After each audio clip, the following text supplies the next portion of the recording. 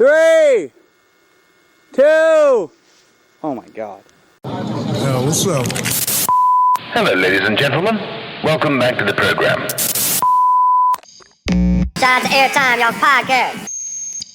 Yes, sir. Welcome back to the show, ladies and gentlemen. We have a very special guest, somebody who has shaped the very culture and the fabric that we all know and love, helping, creating, and has built so many legends and has helped elevate so many of my heroes and most likely yours, creating and helping create, co-creator, along with Sean Johnson, Whiskey 1 to Whiskey 4, 2020, The Resistance, True Life, Nixon Jib Fest, Shakedown, and probably some other films that I'm forgetting. And now a new film that will be coming out shortly, Our Kind of Chaos. We have the one and only Sean Kearns on the podcast. Thank you for coming on. Huge fan. How you doing? Cool, dude. Thanks. I'm doing all right. It's funny. You know, I didn't make Our Kind of Chaos, right? Do you know that? I interviewed for it because I believe those guys had good intentions. So it's not like a diss on it. It's just like, yeah, I didn't make that thing. Okay, so maybe we'll start with. Said another way, I'm not benefiting from it like financially or anything. It's just important that it's like that those guys told that story and awesome. But it is important for me to know that like I'm not really the type of guy who's going to go make a movie about himself, you know? I don't think that you're that type at all, but No. I think it's a very important film to check out. I think we're going to start with the early years and kind of move into that film near the end. So maybe the beginning where this all kind of, I'm imagining, started is through this toy that most of us started with, skateboarding. Mm-hmm. Like, kind of, if you could tell me like why that initially drew you in. Skateboarding. It's funny because if you were to ask me what I identify with, I'd say I identify as a skateboarder. So I started when I was 7. So that's, yeah. And what it was, I think it was a mixture of my dad coming back into my life, coming and going. But for some reason, he brought skateboarding. It was the same time that they started having like the 70s skate parks and shit like that. And I remember what it really was that was these red Kryptonic wheels, like these, they were like these, they had like white cores. Maybe they didn't actually, the early ones, but anyway, they were just these red wheels. And I remember just being like, oh, the first board that I rode was one of those ones with clay wheels, like a Black Knight. I was like, what is this thing? And it was really just a toy at that point. And then I saw those red wheels and I was like, there's something about them. I'll just remember the visual because like they just stood out compared to everything. And then we went to, like, there was a skateboard park in Penticton, and I know it was also like this time, like I said, my dad was coming back in my life randomly, so I think there was like an association to that as well. And I was hooked. I was hooked. I started butt riding down a hill, and that was it. I was just like, that always held some fascination for me. So in those early days, I didn't even know that it was a thing.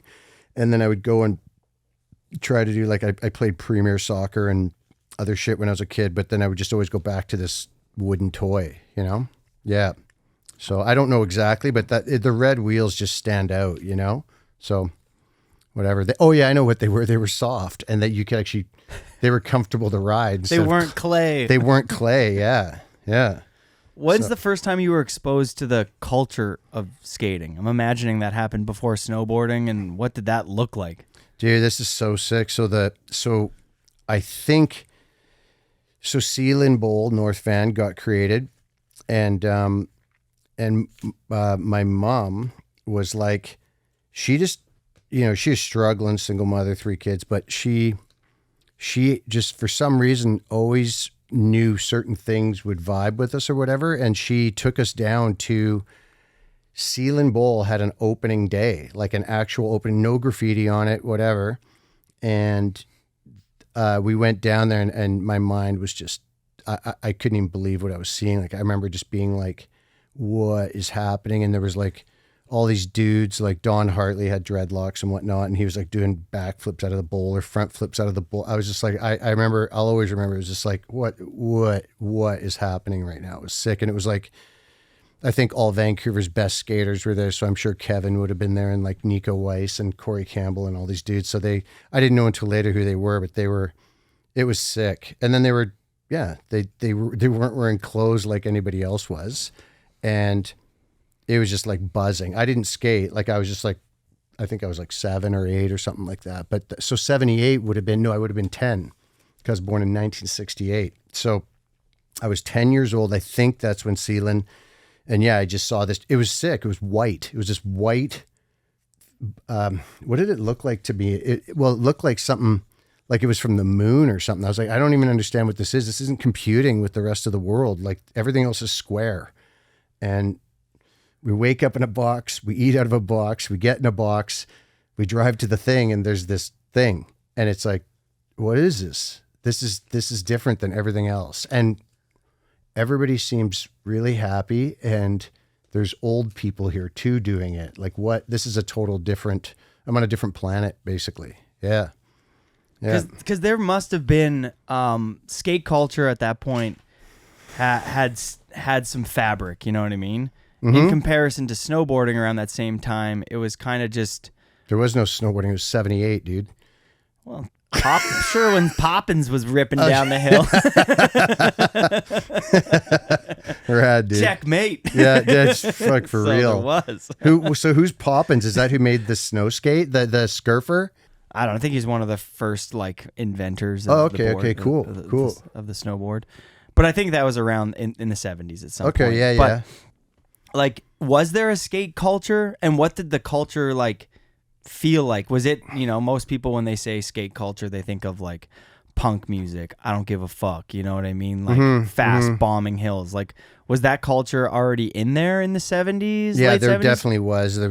I remember like Vans shoes were there. Like I think Don Hartley might have had some red and white checkered Vans, or maybe they hadn't done those yet. I don't know, but it was like, yeah, there was Vans, like people wearing different shit, So I think it was like the beginning of like OP corduroy shorts and shit. I don't know, like maybe that was a bit later, but yeah, it was starting for sure. And then the magazine that was out then or shortly after was called Action Now. Have you ever heard of Action Now? Action Now is the sickest magazine because basically there was no real industry for skateboarding, and definitely not for snowboarding, even though they had some shots in there. But it was basically that it had surfing, skateboarding, and snowboarding in it, and chicks and other shit. And it was just like, what is this? Like, and what a sick name, Action Now. Like, it's dope. Like, that was such a good magazine. So I remember picking up one of those one day and just losing marble. Like, just like, what the fuck? Like, yeah. So there was culture for sure. Well, compare that to snowboarding. The first time you get dragged into snowboarding, how many years later are we talking? The first time I saw snowboarding was 88 or 89, and there actually was a snowboard contest at Cypress, and Rankwit was there. And, like, that's how long he's been around, dude. Like, he's OG, like, original, and I knew of Mike Rankwit because he used to come to skate Sealand, and he used to skate with a guy named Tom Pia. And Tom Pia is one of the most natural, like, actually I think Stacy Peralta said that Tom Pia is one of the most natural human beings ever seen on a skateboard. He's insane. He's a skater from Seattle. And so I was just like, I just wanted to see Pia skate or whatever. And then I think Pia came to that contest too, but Rankwit was there. And I think that was like, I can't remember if I was on a snowboard there because I used to work at the Cypress Cafe. So it was like, okay, this can actually be cool. Like, this can actually be cool instead of all these other jit bags who like look like kooks. I couldn't even understand it. So, but then when I saw Sims, I was like, oh, okay, that's doable. Like, that's something. Yeah. Because the early, like when I look at snowboarding, like before 1990, you got that bright color, neon, like knee bent, like hard boot. Like the vibe almost completely changed or maybe you can speak to this, but like how much of an impact did skate culture have on snowboarding in the early 90s? It was, well, I remember like I snowboarded and then I went right into contests right away just because there was actually some tranny in contests. And so I'd go in the contest so I could hit the half pipe basically. And then, and I was doing like lean airs with my hand between my feet, like frontside lean air. And it's like, and all these other people are reaching for the tip, you know, and it's like, and then I'm doing frontside airs and then indie airs and whatever. And it was just, people just freaked. Like they were like, that's different. And I started doing well, like right away. And I was like, I so didn't care. I just wanted to be able to ride the pipe. And it was like, this shit's easy, dude. Like this is, and I don't know what that thing you just did at the bottom, that flippy dippy 1-piece suit shit, but I have nothing to do with that. And so, but there was always a positive response, like a respect for if you snowboarded like a if you snowboarded like a skateboarder, there was an instant respect.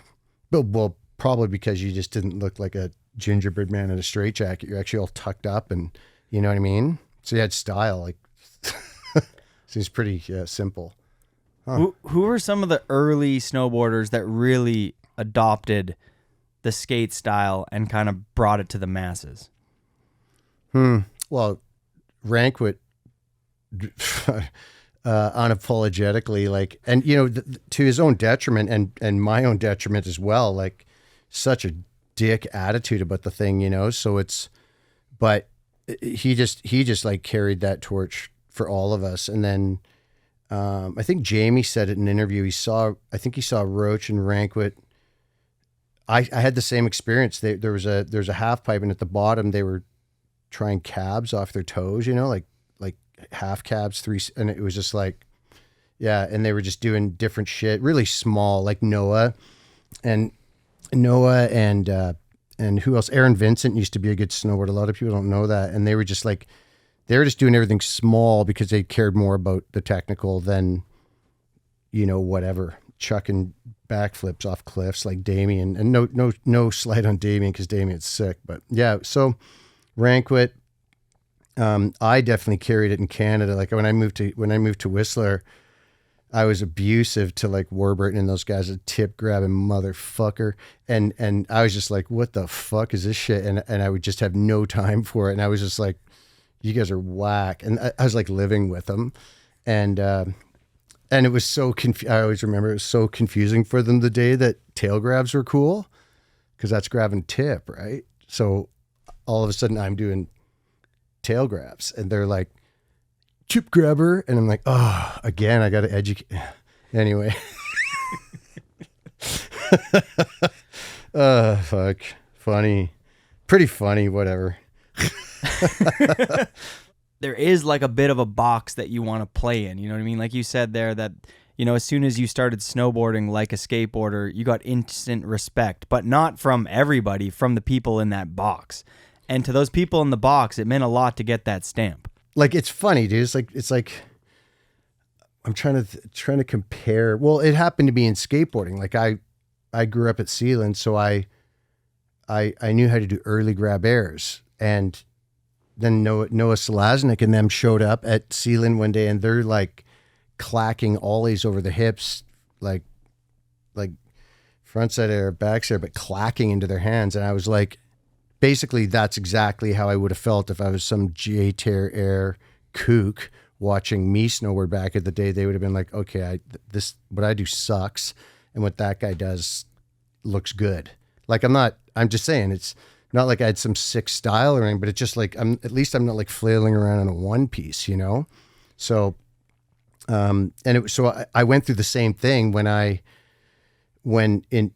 became a washed up skater, because it was like, dude, this new school's like, I can't fuck with that. So I better go become a snowboarder. Did you ever get hooked up skating? Yeah, I was sponsored. Dude, I like, this is a sick claim to fame, but there's a big deal in my life was Vancouver had their, like when street skating came along. So this is like 86, 87, early, dude. Like I was sponsored by Quicksilver. and as a skater, and I would do demos with Kevin Harris. Like he had a little demo team and stuff, and God bless him for letting me come along because I was such a shit in those days. But I could skate. So he's like, demo, until his wife, Aubrey, who decided that having me around wasn't a good idea. And fuck, I don't blame her. And I love her and I love Kevin and they saved my life. So that's no disrespect. Like, Aubrey fucking, yeah, I would have kicked me out too. Anyway, but so that's fun. You're bringing up, I hate going back into the past, but whatever. Because but the Vancouver had its first street skate contest at Granville on the skate park, and I won like the sponsored category, which is the biggest one. And it was like, what just happened? Like, yeah, I could skate. I used to compete on vert and, like all the park contests and stuff. I'd just be in contests. Yeah. What was kind of like your staple trick back then? Backside airs. Backside airs is my staple trick. Like on vert, that's my that's my staple trick. Like I actually think I got stuck there because I just loved backside airs so much. So when it was like, okay, what else? It was like, I don't even care, dude.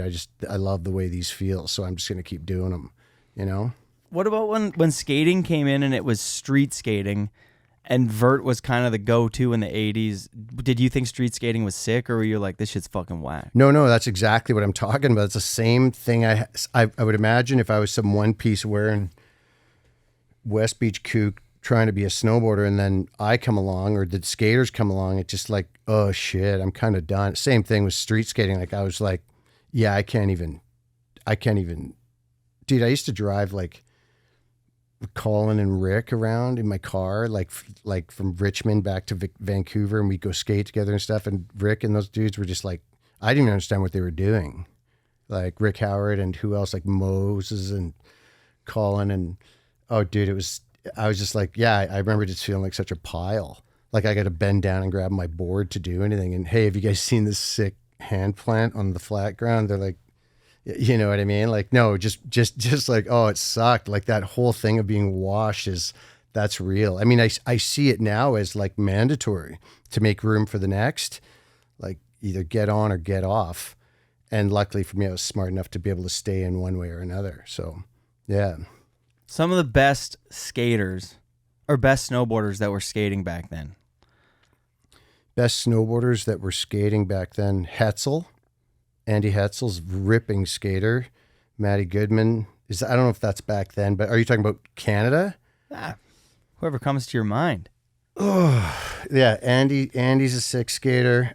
Jamie's a sick skater. Jamie came to Sealand and those guys used, like there used to be a vert ramp in Seattle called Granny's, and I'd go down there and skate that vert ramp, and that's when I started fucking with the Seattle dudes for the first time and starting to see them. And then they would come up and skate Sealand because there was only one park. So like Jamie and those guys would come up from Auburn or whatever, and they would camp out in the parking lot, and Dave Boyce would feed them. And so they were good. And then let's see, I'm trying to think. That's a good question, because if you couldn't skate, there was always a divide. Roach could skate, Rankwick could skate. Dude, it was like Palmer's a ripping vert skater.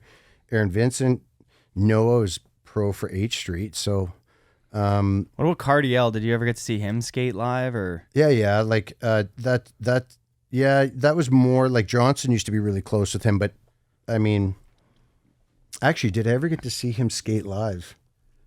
Maybe like fucking around at the Whistler Park or something like that. But I never saw him do his thing, like what he does, like that. Like that backside five and that vert ramp when it's snowing, like that's the sickest shit ever, dude. What the fuck? That do you remember that? Was insane. That's real. That ramp was metal, so metal's slippery when it's dry. Like I don't know what anybody's like, dude. You're on a different program. I was watching that footage from that Fall Line movie the other day where they like took him out and filmed with him when he was on that Santa Cruz board. Dude, some of that shit's so sick in there, whatever he's trying to do. Like, he doesn't even know what he's trying to do, and it's so sick. Like Roadkill?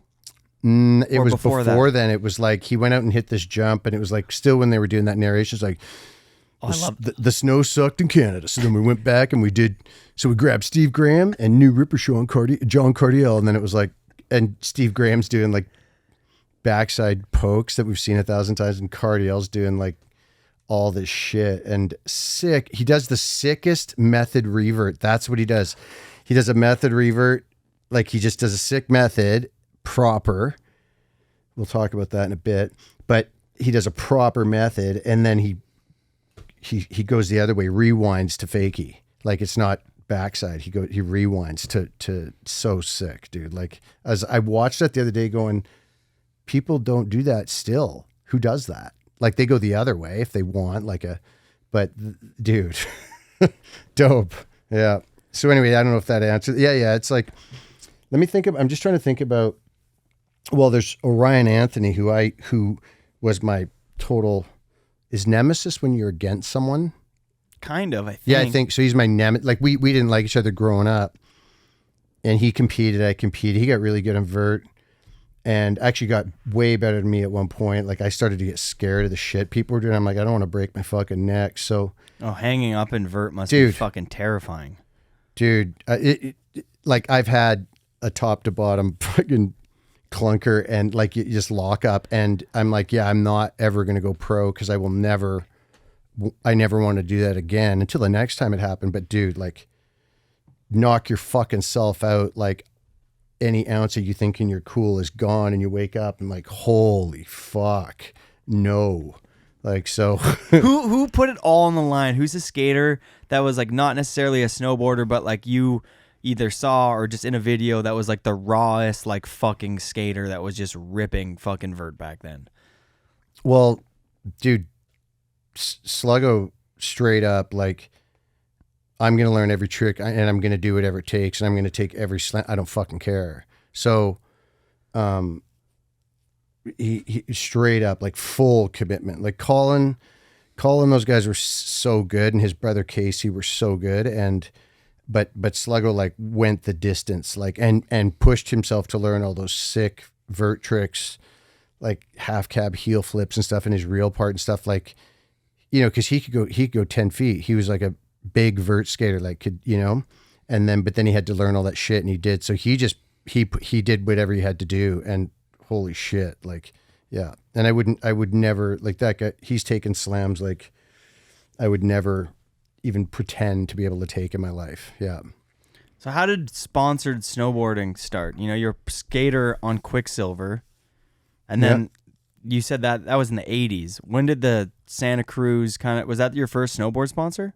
No, my second. So basically I was on Quicksilver, and then there was this weird thing where Burton kind of had this weird Burton Canada deal with this company called Gilmore Sports, and they had a deal where you could order stuff early. If they were sponsoring, you had to pay for it, but it was at a super good discount.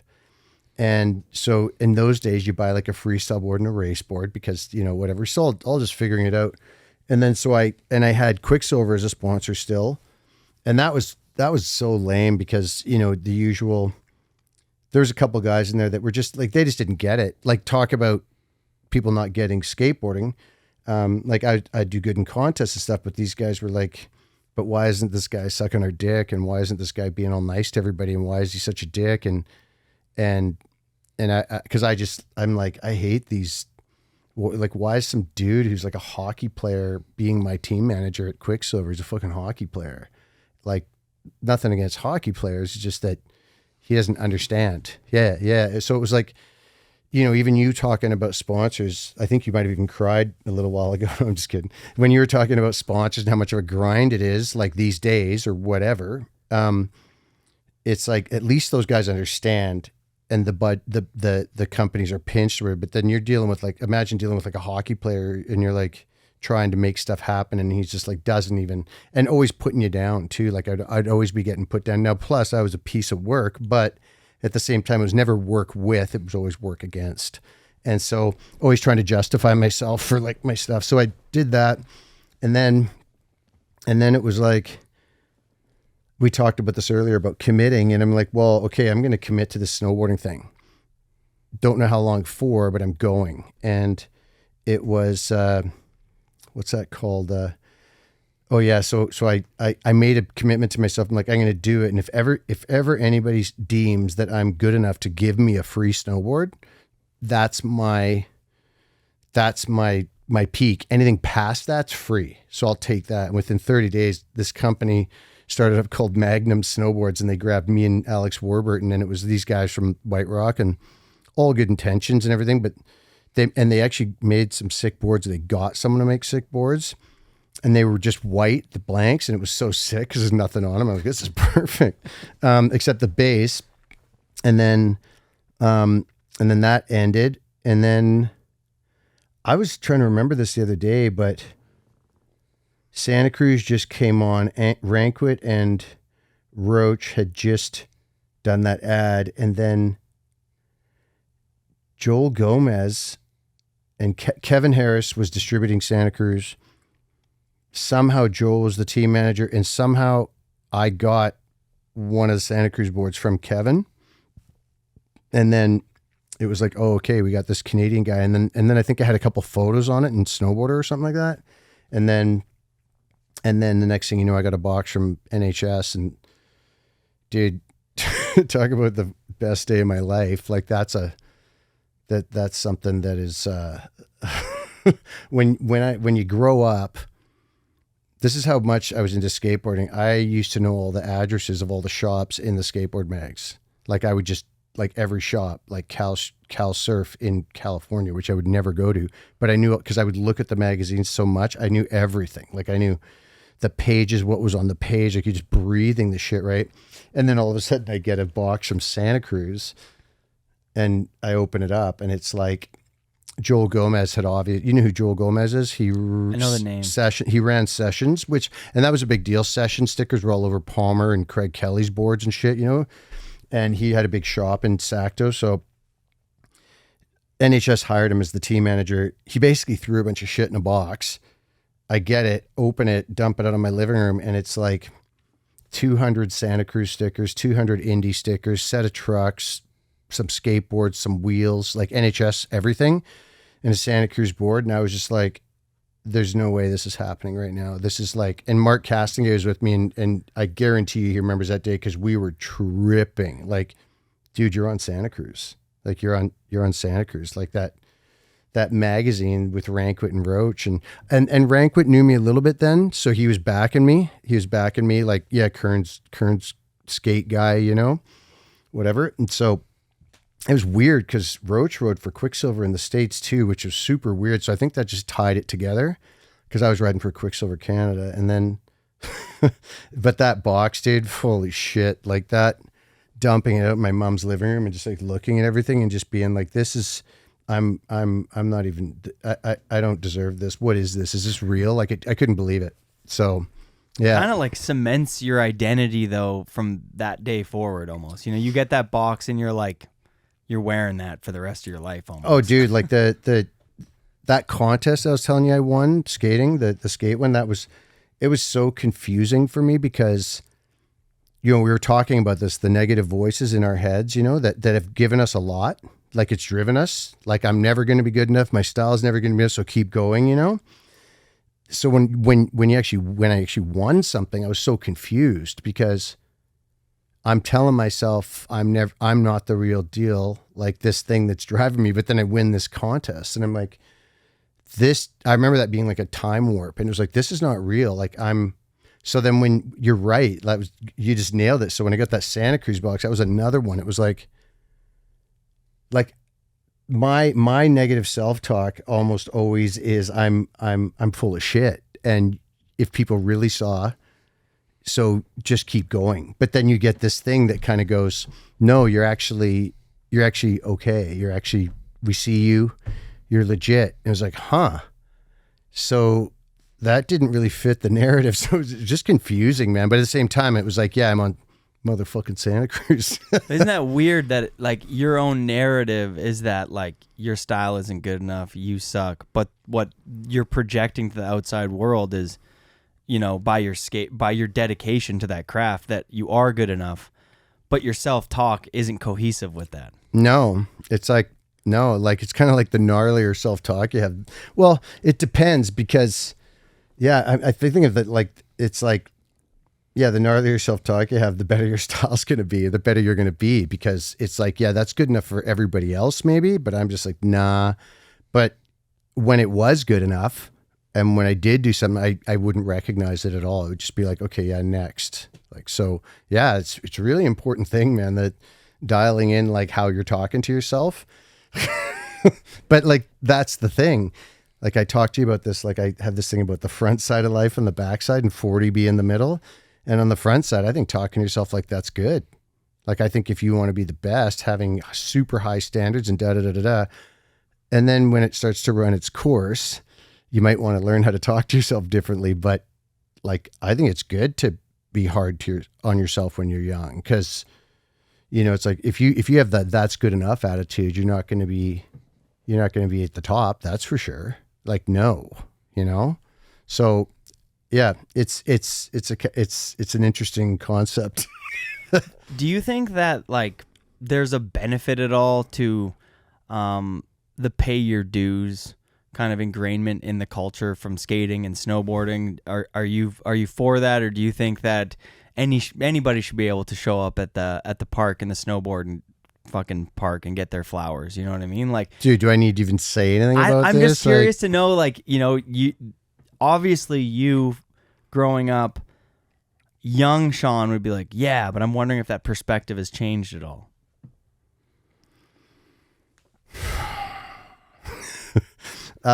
No, dude, it's oh man. Well, okay, here's the context. Like, okay, so if you have a father and your father has like he wants to teach you how to be ready for the harshnesses of the world, because the world's harsh. It can be very harsh. So if you have a really healthy father who's kind of like raising you and being like, yeah, this is to become the kind of man you want to become. Here's what you got to do. Kind of tough love, whatever you want to call it. Then no, you probably got that built in. But if you don't have a dad to do that, then like I needed to come up against those dudes. Those dudes saved my life. They fathered me at the skateboard park, and it was like, yeah, you're gonna get shit on until the day, and you never know when the day's coming, but you're gonna get shit on. And I mean, it was pretty harsh back, and it's so different now, dude. Like everything is different. Like I was snowboarding with Dan yesterday, and I was like, dude, like we never saw anything when we were kids, so all there was magazines. So everything's so different. Like we didn't even know what was possible back then. So to have that hard line, pushing yourself and knowing your limits as a person, like you find those out quick when you're getting, like it was, nowadays it would be called straight up child abuse at the skateboard park. But it was like, but when you stayed and kept going, that turns you into a man. Like that's man shit. Cause the abuse we were taking, like Orion, who I was telling you that story, cause we became friends through snowboarding. Like our common interest of snowboarding overrode our hate for each other.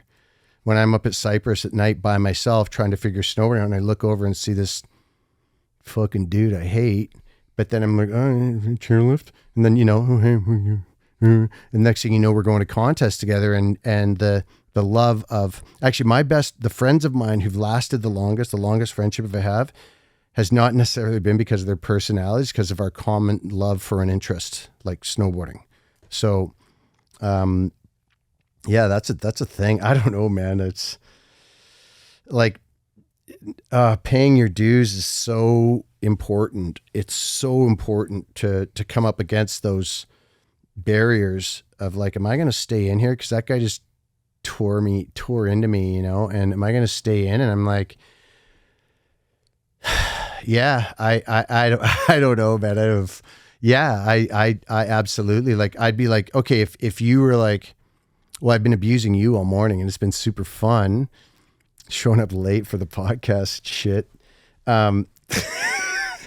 Dude, but I wasn't late. But if I was, my windows. but yeah, okay. Actually, it's a perfect example. Like if I was like, if we were in the situation where you're going to film with me and whatever, and I'm of you, I'd be like, dude, totally cool that you're scraping your little fucking scraper off your little fucking truck at the morning. But what the fuck are you doing that 10 minutes before you meet with me? Like, be up an hour early is basically the way it is, so that when I show up, you're like, well, I got up at 5 this morning because I was doing a podcast with you, because that's how you show up. You get your shit together. And so that's kind of like, and here's the thing, that'll carry you the rest of your life. So like, if from this day forward, anytime you're making a commitment with anybody and you actually get up hours before them and you actually prepare for it, meaning go to the gym, jerk off, whatever you do, don't stare at your fucking phone, but actually get in your body, do something. And then it might come out in the conversation like it did with us. You're like, you got up at 5? I'm like, yeah, I was coming to shoot a podcast with you today. Like I'm showing up. And it's like, so when I said that, what happened for you? Like when I said I got up at 5 and I went to the gym and I wanted to really show up for this, well, like separate from the fact that I'm going to tear into you for being late, but just kidding. What happened? Like, what did you think of me when I told you that? Well, when you said that, I thought, if you commit to something, you're all in. Yeah. Like, and how you show up, like. And it's the first time I've ever met you. I will say that I got to the cafe at 8. I was on time, but I think you're one of those people that if you're not 15 minutes early, you're late. Well, no, and I'm just saying like that's, and what I would say to you is like, if you're going to be around people and people are going to want to know if they're going to want to spend their money with you, and if you're someone they want to sponsor a podcast or they want to sponsor a film, and then you're sitting there eating with them and they go, and you're like, oh, yeah, I just made it here. Or if they're like, oh yeah, and you're like, no, I just woke up. I went for a swim this morning. I fucking, they're just, you're not bragging or lying or anything. You're just saying, yeah, I show up. And that's how we'll get into this later maybe, but that's how I cemented my job with MacDog is I put a year in of filming day rates and then meeting up with the forum team. And then when we go on these trips, I'd get up hours before those dudes. And then it was just known that like I'm leading the fucking pack because I'm already up. I got everybody shit organized. We're making it happen. Like, and they started to build a muscle for like, he's on point and we need to be on point. And it works. Like you got to show up. So it's made a big difference in my life when I show up early, ready to go. I don't know. It just shows you're stoked and you're in instead of like dragging yourself out of bed. And yeah, anyway, I'm fucking with you. You were on time and everything was cool, like totally cool. I'm fucking with you. And if I was mentoring you or something, I'd say you fucked up. I'd say, what the fuck are you doing when some guy's doing a podcast with you and you want to interview him? You could be doing better. And that would be, I'm not busting your balls right now. So if I was mentoring you, it would be, do you agree or do you disagree? I fully agree. Well, then you better. No, I'm just kidding. And that I'm down. That is, these little things that I learned to do probably by framing houses and also by these guys raised me at the skate park. It's like, yeah, if you're just fucking half-assing it and you're showing up not interested and not really trying, you're going to get worked, dude. Like, so, and yeah, people started like, I mean, I think some of the snowboard movies I made in the end, well, I think that when Burton bought them, I think a big part of that was we got to make a good movie and these guys are going to work if Kearns is there. Like they're going to work and we don't really have that control of them over the backcountry, but he does and they're going to work. And everybody, like, did you ever hear my reputation for working? I'm just curious. Like yeah, a lot. But before we get into like that chapter, like, and I'm not saying it like ego guy. I'm just like, what was my reputation? I'd love, but we'll get into that. Okay. It was, to me, your reputation before meeting you, which was today, is that be 15 minutes early or you're a piece of shit. If I call you you called me at 7:38. I remember looking at my alarm being like, I'm on time. What the fuck's going on? And then I put you on speaker and you're like, what are you doing? I was like, I'm scraping my windows. And you're like, you're late. Yeah. I was like, no, but honestly, this conversation right now, like, my favorite thing about doing a podcast with any guest is being really immersed in what they're saying in the last 5 minutes. They're like just trying to be the best person I can be and show up for this brand, for my fucking wife, dude, for like everything. Like, I want to be the 5 instead of the 6. And I think that there's a good takeaway in this last 5 minutes, like obviously for other people, but selfishly for myself, that like, yeah, you know what? If I'm going to do one of the greatest fucking humans of all time, Sean fucking Kearns, I should get up at 5, not fucking 6. Not 6. 6 wasn't early enough. Yeah, and you've been dealt a different card than I have. Like this thing with staring at screens and stuff, like that stuff's real. It's real. It's addicting. It's distracting. And so I didn't have that. Like, you know, so I could just stay so laser focused on job at hand. Get MacDog to trust me. Get Forum team to like and trust me. Get them to know that I have ultimate respect for them. And that was it. Now it's like you're scrolling Grindr or whatever you were doing this morning, and you're like, oh, like, and that's distracting. So now, but now you know. 20 minutes, I will say candidly, I won't fucking lie. There was a point where I sat on the couch. It was about 6:20, and my coffee was waiting to like fucking brew or whatever. And I was like, oh, I got a second here. Sat down, started scrolling. Yeah. And I scrolled and I scrolled and I scrolled, and 20 minutes went by, and I was like, oh no, it's 6:40, and I had that panic. Dude, like, and you know, I don't want to come off as one of those guys who's like against phones, because I don't want to fuck with everybody's addiction. And if you knew the cost of that, you wouldn't do it. Like first 2 hours of the day, and I've done that. I've gone near that shit, but then if I do that, I'm gone, man. I'm gone. Like, you know, especially if you watch snowboard videos and skateboard and you love filming, you're a visual person. So you're taking in all this shit, and all of it, you're going down a much further road than you think. It's not bad. It just, oh, there's fucking Joey doing a fucking duh. You're gone. You're in that. And then the next one and the next one. It's like, wait, what am I doing today? Versus, I got one thing to do from this time to this time, and I'm going to show up. And how, you know what I'm saying? So it's sick, because I figured it out. I reverse engineer everything. Everything I do is like, I'm going to make a movie at the end, so then reverse engineer it. And it's like, yeah. And I'm like, oh yeah, that shit fucked me up. And so I don't fuck with that shit. Like, I download playlists. I go to the gym. I use it as an iPod, but I don't look at it. Like, no fucking way.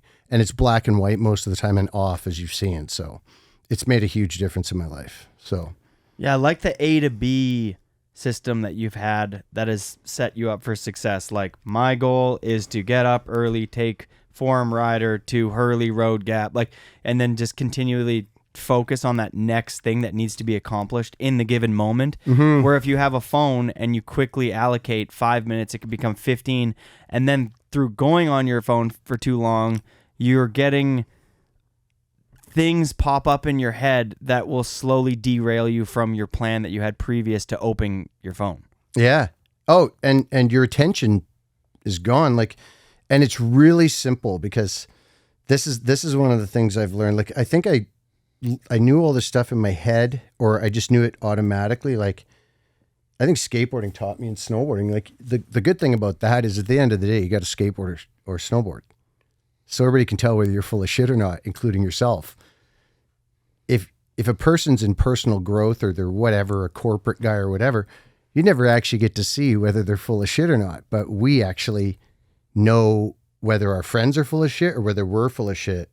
And dude, that's a gold mine, because I always go back to like even just now when I said skater, I'm like, fuck, like, because I've had this like ankle problem. And it's like, whatever, it's fine. It's just an injury. It's just old shit. And then I was like, am I a skateboarder? Yeah, I am. I still skate. And oh yeah. Okay. I skate differently than I used to, but yeah, but it was like, holy shit. Like I have this, like, what do they say? The truth will set you free. Well, skateboarding, snowboarding, surfing, like they're all truth. You don't get to fucking lie about those. And if you do, you're gone fast. Like, that's the best part about our community industry is I love how incestuous it is because it will remove the shit.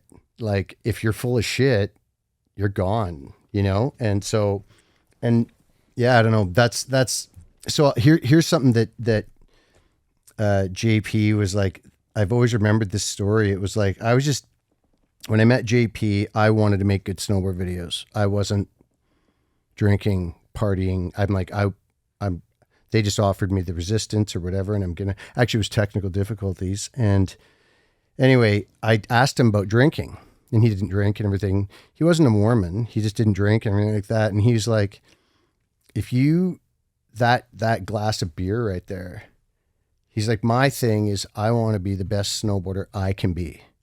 Full stop. That he can be, not the best in the world. He wants to be the best snowboarder he can be.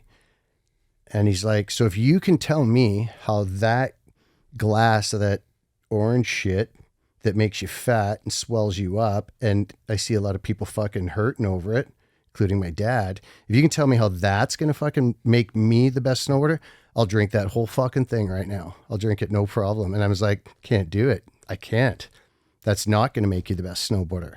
Like, it might make you social, but snowboarder, because that was it, right? So if I was to say to you, it's rad if you're like, okay, I'm going to commit to this podcast. I'm going to commit to this business that I have. Really commit. And you're like, I'm in. Well, then then it's rad because when you fully, truly commit, well, then if I'm staring at this fucking thing, how's this getting me that there? And it's like, well, it's not. And the shit disappears. Like the noise goes away if you fully commit. If you don't fully commit, then it's like, oh yeah, I'm going to fucking look at this. And so I know I'm preaching right now, but one of the biggest misconceptions I think in our society that I've seen, or messages to people, is to be free is to be able to do whatever you want, whenever you want. And the only time I believe a man, the kind of man I want to be, has ever been free is when I'm fully committed. So when I would sign a deal for like a movie, I would shake, I would have panic attacks, anxiety, like everything, like to do Resistance or True Life. But because I knew once I signed that contract, I was committed. And it was crazy because I'd be like nervous and tweaking out and freaking out and telling myself all kinds of stories. But I signed the thing, silence, blinders, everything went away. All the noise went away. And I don't think those movies would have been made if I had a cell phone in those days, because I would have been I would have gotten rid of it is what I would have done pretty quick, I think. So, do you think that hyper fixation that you would have on the project or the task at hand came, like, where did that come from? Where, did you always have that since you were a kid, since you fell in love with skateboarding? Did it come later because you were like hungover and fucking felt like a shit from the whiskey videos and you're like, I want to change, and that's why you mentioned Resistance, True Life there and not whiskey? Or when you started the whiskey movies, were you all in? No. Like that's a really good question. So I think probably a mixture of like when I think skateboarding, because not only do you have to be all in, you have to be present. Like if you're not present, you eat shit. Like you're done, right? So, and luckily I didn't drink and shit in those days. So I think skateboarding taught me to be fully committed. Like what does fully committed mean? Being in, and then the benefits of that. Like, I remember there was a day I went from being an intermediate at best skateboarder to better than everybody in one day. Like by attrition, just keep going. Sealand teaches you the best basics because it's all transition and everything like that. And then one day, boom, like I had 20 tricks down that I never even thought I'd do in the next 3 years. It was like, and my friend Orion had the exact same thing. It was one day, everything clicked. And so I had this muscle for like, if you just keep going and you show up and keep showing up and keep showing up and keep showing up, keep going without really knowing what the outcome's going to look like, but you just love what you're doing, it'll work. But then, and so then I think because of that mixed with, I told you, I used to go frame houses. I learned how to frame houses. And when I say frame houses, I showed up and like had a little plastic hammer and a little fucking skid belt and got mocked for the first, and they go move the 2x4 from there to over there. And I'd grab one 2x4 and then walk across and they're like howling, like, tough love, right? Like, hey, dude, 11 up, motherfucker. And then, and it was like, okay. And then figure it out. And luckily for me, I have that muscle of, if you're telling me to fucking pick up a 2x4 and you're mocking me, and I'll say, how many should you carry? And they say 10, I'll carry 15. I'll learn how to carry 15. Like, I go the other direction, like, fuck you. How about this? And I worked my whole crew into the ground, actually, back in those days. Like, I started working for them in 8 hours, and my brother-in-law, we were working 12-hour days by the time I was done with him, and he was rat bagged. I was just like, yeah. So I go in that other direction. So I think I learned that from skateboarding, falling, getting back up, tough love, and then also framing houses. You also get to see at the end of the day, if you didn't do anything, there's nothing there. And if you do a lot of shit, there's a lot of shit there. So like seeing that and so, and then showing up early and at construction, you see that when you show up early and you unroll the hoses and you fucking do that shit before the bosses get there and shit, so I was able to see feedback that this is a positive thing for me, and long-term, big picture, it's going to work out better. So I don't know how we got on that, but that's where I think I learned that from. Where would you say, you get pretty introduced to booze as you come up to Whistler and you start the whiskey projects. Did that derail that mentality you had while you were framing and going the extra mile, and you finding yourself sleeping in and stuff? Because there are functioning alcoholics who can go fucking beast mode and still get it done for a certain length of time, and eventually it doesn't fucking work. Mm-hmm. But like, a lot of my friends who are overshooting the party fucking world, it's the first decade almost, you can kind of pull it together, it seems like. Yeah. And then in one day it seems like it just hits you over the head and you're like, oh, it all comes fucking tumbling down. Yeah, and then hopefully at that point you've created some kind of love for skateboarding or snowboarding that I call it a true north. Like skateboarding and snowboarding have always saved my ass, because I'm like, if further I get away from that at one point, partying or whatever, it brings me back. So Johnson and I were like, when you said sleep in, I'm like, who slept in? Like, dude, we would be, you know what being hungover feels like? I do now, and I didn't when I was 20. Yeah, and you do now, and it's like, dude, and then we just made life so much harder for ourselves by, it was gnarly, dude. I actually get nauseous, and I actually feel sad for Sean and I, because we would push through, and like to the point where we'd have to send a tape off or something, and it would take us like an hour to fill out a FedEx label because our hands were shaking so bad, and thinking that going to the FedEx and mailing it's the worst thing in the world because I just want to die. But then, you know what I mean? So, like I said, everything's changed so much now that I've just seen that the field, everything's just changed so much. So it's like I'm talking out my ass, because what people have access to and everything is just so different now. So, but going back to, if you're committed, like, yeah, I mean, that word is such a good word. Like I'm thinking about, like, I've really experienced when I'm committed to something and I fully commit, I feel free, and I don't feel that until I commit. And it seems scary to do it, but once you do, you're in, you know what I mean? Like, you're in, and then it's like, okay, the blinders are on. I love the blinders. It's just like, because my blinders were a different level of blinder. It was like, don't talk to me. Why are you talking to me? Whatever thing. Like, I used to say that, like, someone would be talking to me and they weren't part of the prime directive. And I'd be like, this person's bugging me. Stop talking. Get this thing to stop talking to me. Like, really, like, it was like that. Like, so it was a little bit over the top, but whatever. There's so many masks I feel like you put on throughout the course of your life. You know, you have the young chapter, you know, maybe through skating and snowboarding, and then this new mask literally gets put on when you start fucking drinking alcohol through the whiskey years. How long did it take to take that mask off and reinvent yourself into this like hardworking, dedicated Sean? You know, I want to backpedal for a second, because this is something a lot of people don't know, is that the saying is, have you ever noticed that all the awesome things that have happened to you, you had nothing to do with, and all the shit, my fingerprints are all over it? It's like, so I was pro snowboarder, and then exactly what you said, like I was living in Whistler, and it kind of got pathetic because I think I was even like lying to myself of what tricks I was doing. Like I was just like, but I was partying like I was fucking wasted basically. Like 5 days a week, 2 days a week, like yeah, I mean, every like, day of the week. I mean, it's I don't want to make it a bad thing because the early Tommy Africa days, which is really funny, we're in the basement of Tommy Africa's because dude, that shit was so fun, man. I don't care what anybody says, like well said. Picking up alcohol and I believe that alcohol was a big part of my growth because I was such a shut down fucking weirdo that when I started to have alcohol, it started to loosen up. Like I felt free. Well, it went from black and white to color very quickly, and I was like, yeah. And then you learned how to push different boundaries and shit like that.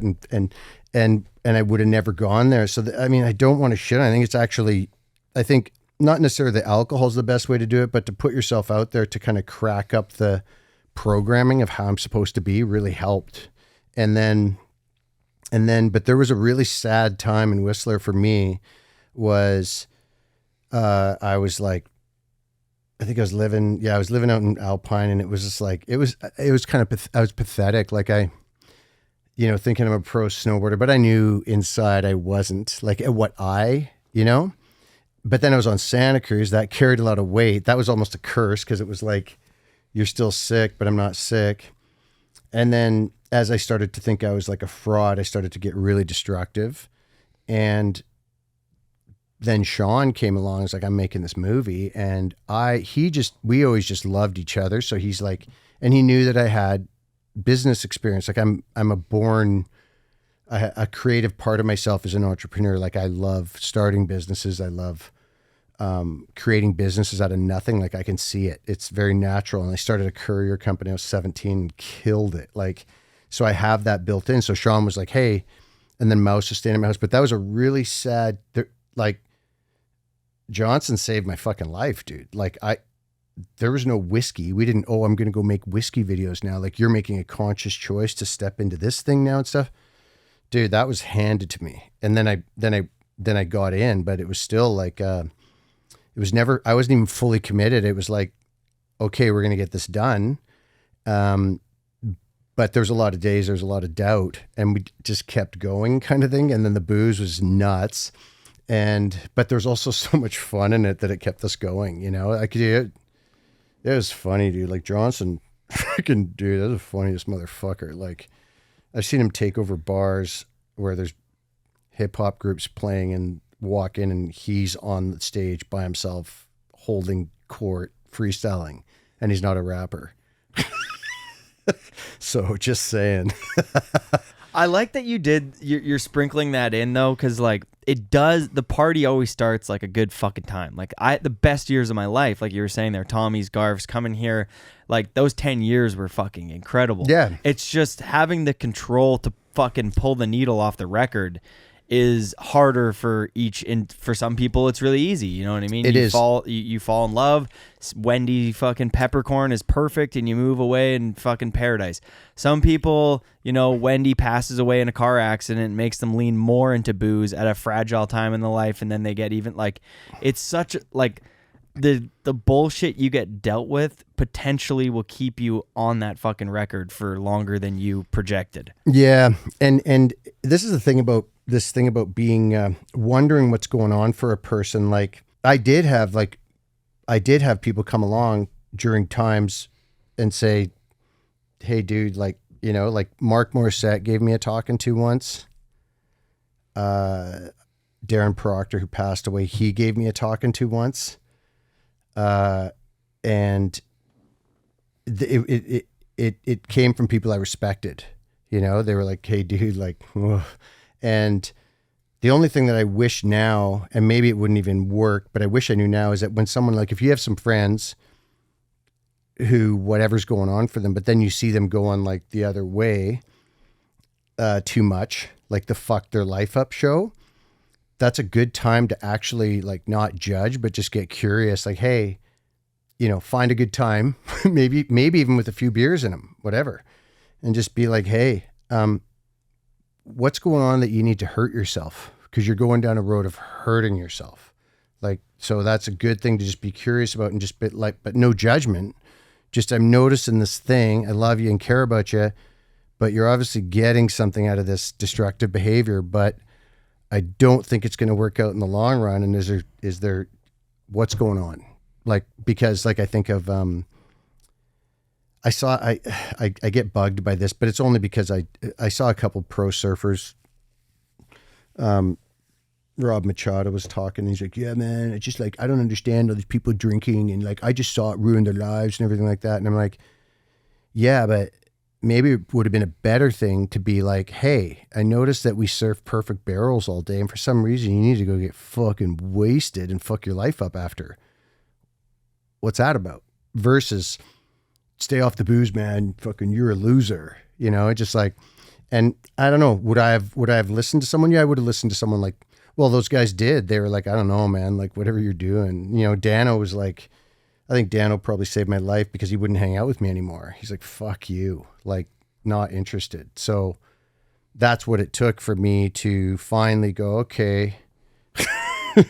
And maybe I went and smashed around for a little bit longer, but it's like, yeah, when you're losing those people. So I don't know. That's something that I'm passionate about now, is actually, the word curious is so funny because I feel like a homo when I use it, but it's like, yeah, being curious about someone. It's like, yeah, actually I'm trying to understand what's going on.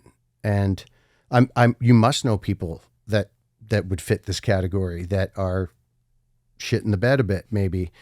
And the best thing to do would be to be curious about what's going on for them, because they're actually getting something out of it. And what are they getting out of it? And not make it bad. They're getting something out of this. What are they getting out of it? And I don't know, you might be able to stop someone before it's too late. Yeah, I mean, I'm at the point with a couple people that I really care about that I do want to say something. You know what I mean? Like, and I've had, I mean, since growing up as a 15-year-old in Winnipeg, now I'm 37. Like, I have a lot of friends throughout my life that have been pretty full-fledged addicts for a long time. Yep. And I've been there. There's a handful of them that I've been like the partner that gets the call at 3 a.m. and stuff like that. Whenever. Like, what do you mean, like the partner? A lifeline, kind of a support buddy or whatever. Just I'm there whenever you need me. And it's when sometimes you, as a person who's had so many friends and family members just be addicts, you're like, I feel like my success rate is low, and I don't know how to maybe this is one of those things that when they're 50 they'll be like, no, you did do the right steps. But as somebody right now who's trying to take the right steps, I like what you said there. Like, maybe even if it is a couple beers deep, you know what I mean, you just hang out with them and go, that's a big one, because do you know who Gabor Mate is? You ever heard of him? He's like a guy, he used to work in the doctor downtown East Side. I disagree with a lot of the stuff, and also like agree with, he's a radical out there trauma psychedelic doctor, and he's written some really good books. But I saw him go on stage once, and this changed everything for me, because I'd never heard it put in words. And this guy, he basically said, someone called in and said, it was really young. It was like a 11 or 12-year-old daughter just came to us and told us that she's addicted to cocaine, and she started using meth, something like that, right? Young. And Gabor was on stage, and he said, it was at this movie premiere for this Dosed movie. And he said, from everything I can tell, you've only got one chance to celebrate her substance, make her good for telling you, let her know the only thing you care about is her safety, and get curious about what she's getting out of the use of the substance, because there's something that this person has found, and it makes her life doable. And it was like, I mean, you don't want to hear that shit, right? You don't want to hear that when you're a parent. And the hardest thing for parents to do is not blame themselves for I fucked up. My kid's doing coke. My 12-year-old daughter's doing fucking cocaine. Like, I fucked up. It's like, no, she's told you didn't fuck up.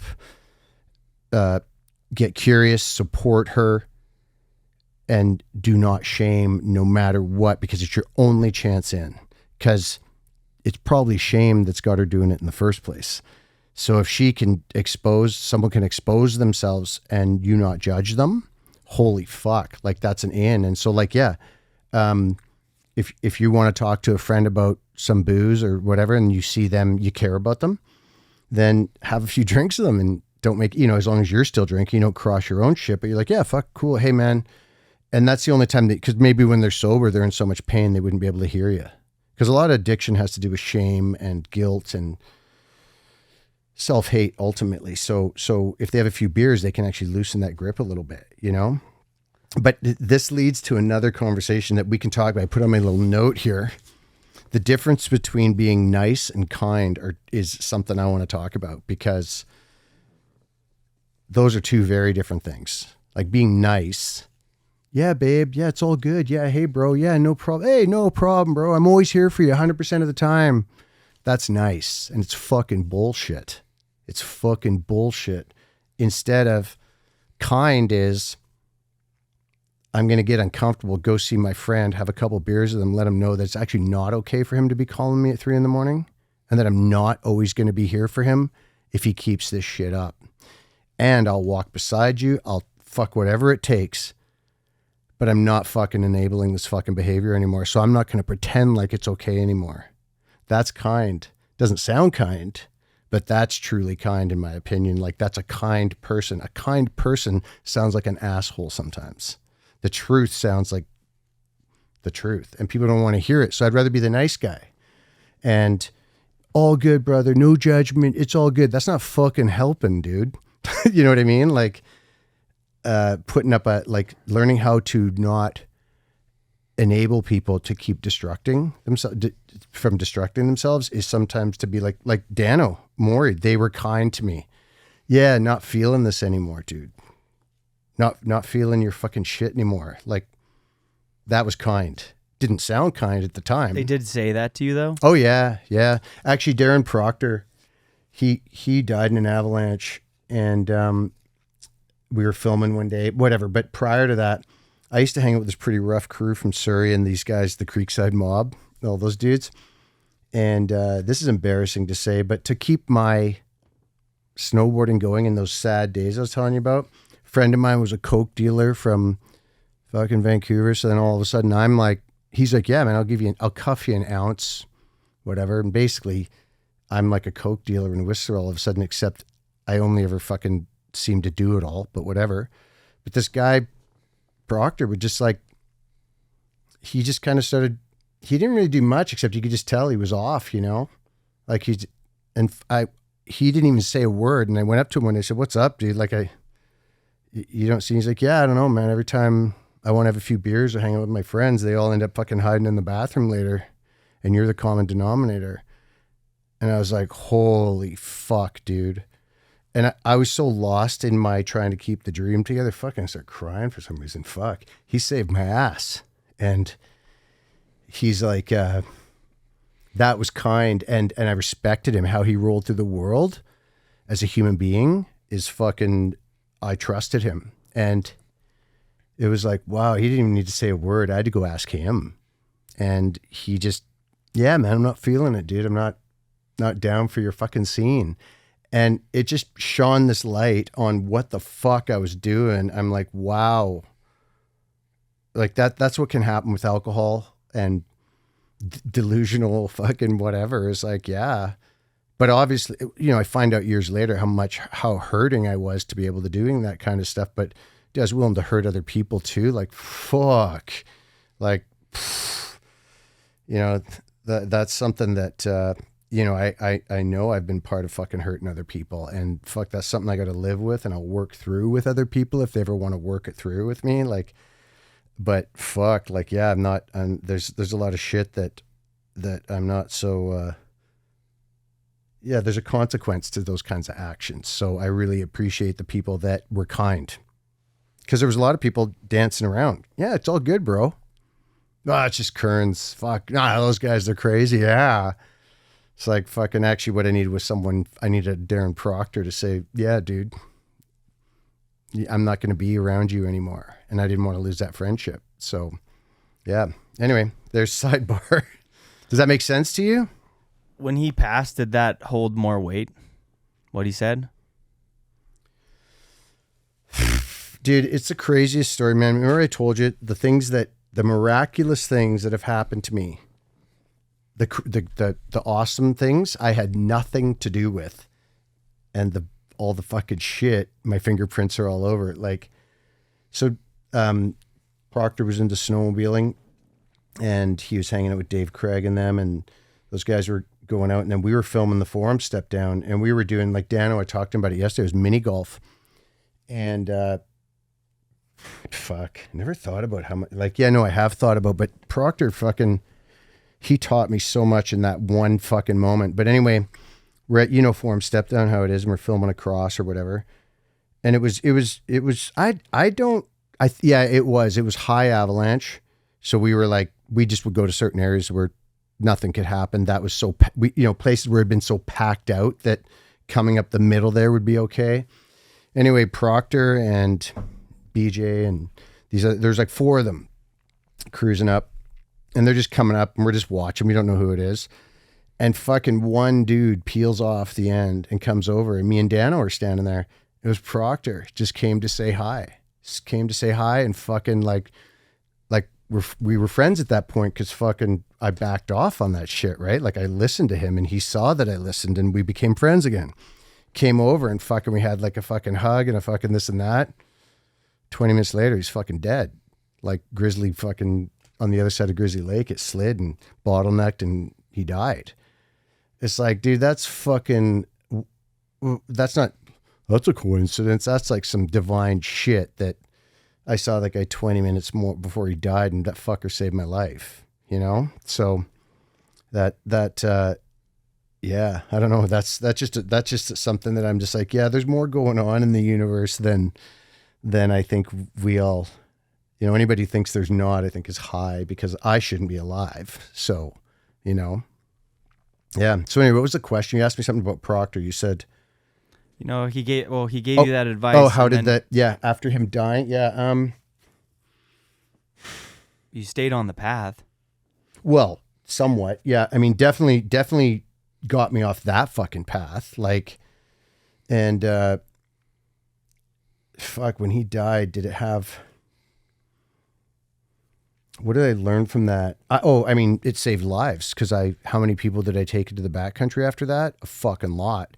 And between him and Craig's death and a few other things that happened, I kept a lot of people alive by not fucking around in the backcountry. Like there was just shit that we just didn't do. I knew how bad it could go, how fast it could be. And so I just started operating very differently back there, like back then and back there. Yeah. Like very differently. Yeah. Did you know Craig at all? Oh yeah. Yeah. Yeah. Like, yeah, that Craig and I had an interesting relationship, because he even self-admittedly was way too serious, like he was just, and he was focused, and, that's why he became who he was, like technical motherfucker. And then he meets me, like, and, but like he had his snowboard camp next to ours on Blackcomb, and I was at the snowboard camp of champions and whatever. And we weren't, like, in those days when I was early Santa Cruz days, I wasn't Mangalore McDooch. Like I wasn't fucking just, it wasn't like that. I was actually trying to be a snowboarder. It was like one summer when I was actually a good snowboarder. And so Craig had respect. He was never judgmental and everything, but just, he was like strict and driven. And I was like, like doing my thing, Santa Cruz, and trying to lift up this I don't know, illusion of me being this hardcore skateboard guy. So I had to, I used to sabotage constantly opportunities that would come my way. But Craig was like so dialed, dude. So when he died, and I'm so glad that book was written. I've read that book so many times, and there's so many things I have to say about that. But when he died, he saved lives, because I upped my game again of like, we're never going to the Kootenays. We're not filming in the Kootenays. No, it's not happening. Like, fuck no. And we don't need to. And we're not just going to get so many times snowboarders, you probably know about this. So, you know, it snows somewhere and everybody wants to go there because there's snow, but then they don't take in the bigger picture. And it's like, dude, I got no business fucking around in the Kootenays. Like, you can't fucking predict that shit, dude. I don't give a fuck what anybody says. And so then we just upped our game. Dano and I were just, and the crews, Devin and JP would all talk and communicate, and we would stay pretty tight. So we just put ourselves even in less situations. That being said, I know a few times I should have died and I shouldn't have been in the place I was in, and we still did because we were desperate to get the shot. But it was that Grizzly gap, you know what I'm talking about? Grizzly, the big gap, JP and Devin, we should have died that day. That fucking whole thing should have gone. That I think it went 2 days later, the whole thing was gone. Like the whole face was gone. And the whole time I was there, I was shaking. We had people off to the side, but when we were digging it, that was bad. That was bad. That was, I am so lucky. Like I remember the whole time just being like, this is so wrong. What we're doing is so wrong. Like, so. For a clip too. Well, yeah. Right. And that's the pressure that comes along with those clips is crazy. And that's something I'm passionate about with people when we're filming and stuff. I was talking to Vitelli about this. Like he said that Travis can get going so like a steamroller. And he's like, and he gets something in his mind. He wants to film it and everything. And Anthony's like, next thing you know, I'm standing in a place I don't want to be, or I'm even in a heli I don't want to be in, or I'm out in a day I don't want to be. But the excitement and momentum of a crew going, or someone in a power position like Rudy with Craig that day, and that how important it is to stay aware of that. That okay, well, he says it's good, we're going, let's go. You know, and there's no doubt in my mind that I wasn't there. I've never met John Buffrey, but I wasn't there. But the one thing he said that I have utmost respect is he's like, I can say whatever I want, but I wasn't there. If you weren't there, you weren't there. So you can't really say shit. And so I can guess that Craig knew 100% he was not stoked on what he was doing and where he was. Like, but he was part of doing what he had to do, right? He had a choice though. Craig, I know I'm going off on a tangent here, but something that I thought was the best part about that fucking book was his wife, who I've never met. They said in the book, I don't know if this is true, but she never victimized Craig. She's like, he's a man and he had a choice. He made a choice. He always had a choice. He did have a choice. You don't want to, it wasn't a good choice. It wasn't, and it was clouded by many different things, but she didn't she didn't make him a victim. He wasn't a victim. He hiked, he went out, he did it. You know what I mean? He didn't deserve to die for that. But she honored her fucking husband and said, yeah, he was, I can't remember the exact quote, but I was like, holy fuck, dude. That was the best thing. Cause she honored him in that he had a choice. He was out there. Fuck. I hope I don't take shit for this, but, yeah, there was a lot of fucked up shit that happened out there and I wasn't there, but I was just really happy that she said that, if she said that. Yeah. We did a case study at Baldface, and the guide that was there that day called in and kind of took us through the whole accident, was super open with us asking questions. Was it Buffrey? No, not John. The guide that was there? Yeah. No, not the dude who wrote the book, the other book? Yeah. I'm pretty sure. He's from Europe.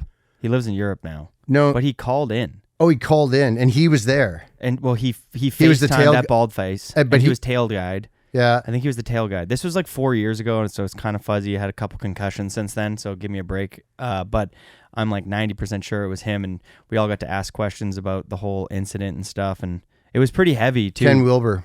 Yeah. He wrote a book called Buried. Yes. Okay, that was him. Yeah.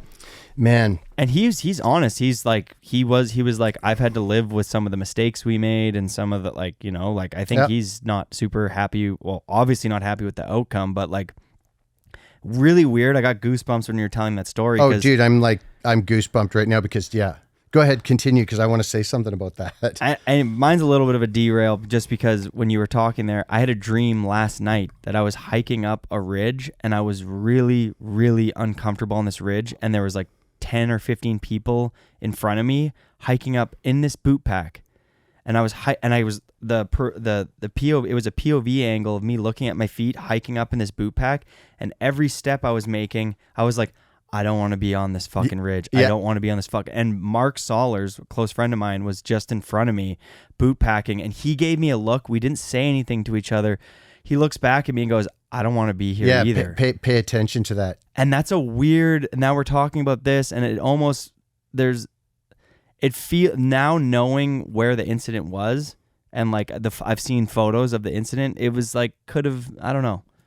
Weird correlation there. Well, and then also this morning, this is some weird, like I told you. Dream. Well, no, it pay attention to that dream, because like that, you know, that's exactly what they were doing, and they were on a convex roll, and that's when that's the part that Craig would, like, even Buffery said, like, I knew Craig, you're on a convex roll, you want to get, you shouldn't be there, so he knew whatever. I think, I don't want to say because I wasn't there, and that the part that I'm passionate about that I don't think people see or know, or no one's talked about yet, is in Wilbur's book. I think what happened is, I don't really believe in this word. I don't like this word trauma because it's overused, but I've had the experience in my life where I can't fucking locate myself for some reason. I'm in a presence of other people or something, whatever it is, and I can't find myself for some reason. And I'm like, and so it sounded to me like once Rudy was training him, he couldn't, from his book, and this is all, once again, I wasn't there, but from Ken Wilber's book, it sounded to me like what he'd done is Ken Wilber's dad raised him very similar, like Rudy was training him, yelling at him and shit. And that's that tough love. So I said, I'm backing that shit, except Ken Wilber was doing some weird shit prior, and they were miscommunicating. And what I am passionate about is that sharing with people that when you see someone, Ken Wilber's a gnarly dude. He ice climbs and guides ice climbing and has done gnarly shit, like gnarlier shit than I'll ever do. And prior to that, he was a very skilled mountain man. And then all of a sudden he's doing this weird shit. He's collapsing around Rudy, right? Like he's freaking out, and they were arguing and shit. And what I'm passionate about is, like, when someone's fucking gnarly and they've done all this shit, can you kind of take a step back and go, hey man, you're this dude, you're here for a reason, you're super qualified, and we're miscommunicating right now, and there's something going on. Curious, what's going on? I'm trying to understand. And that might open a conversation to make room for that the person's having a personal experience that's way beyond what's going on in his head. He's not even aware that he's projecting fucking his dad all over Rudy, and he thinks he's in trouble. And he doesn't want to upset his dad, and he can't even fucking function. So now he's actually a fucking 5-year-old. Like, that's what I think happens when it's called time traveling in psychology. It's we time travel back to this time. Something, our field reminds us of something, and now I'm fucking 5, and I'm in this mountain, and now I'm so confused because I'm this gnarly mountain guide. I got the best people in the world around me, and I'm fucking 5 though. And I've had this happen to me where I've been like, I don't know what it is, but I'm fucking gone right now. Like, and to know that can happen to humans is a very important thing. Like, it's like a response mechanism where, like, somebody in the group or something, an exterior thing, brings you back to a time in your life where you kind of go back to being like, that's never happened to me. Yeah. That's it's like, intense. But like, it does make sense to me. Yeah. Oh yeah. It's like, I bet you if I dug around, I could find out when it happens to you, because it happens in little ways too, where I got it. You're married? Yeah. Okay. So, you know, when you're in a relationship with it, and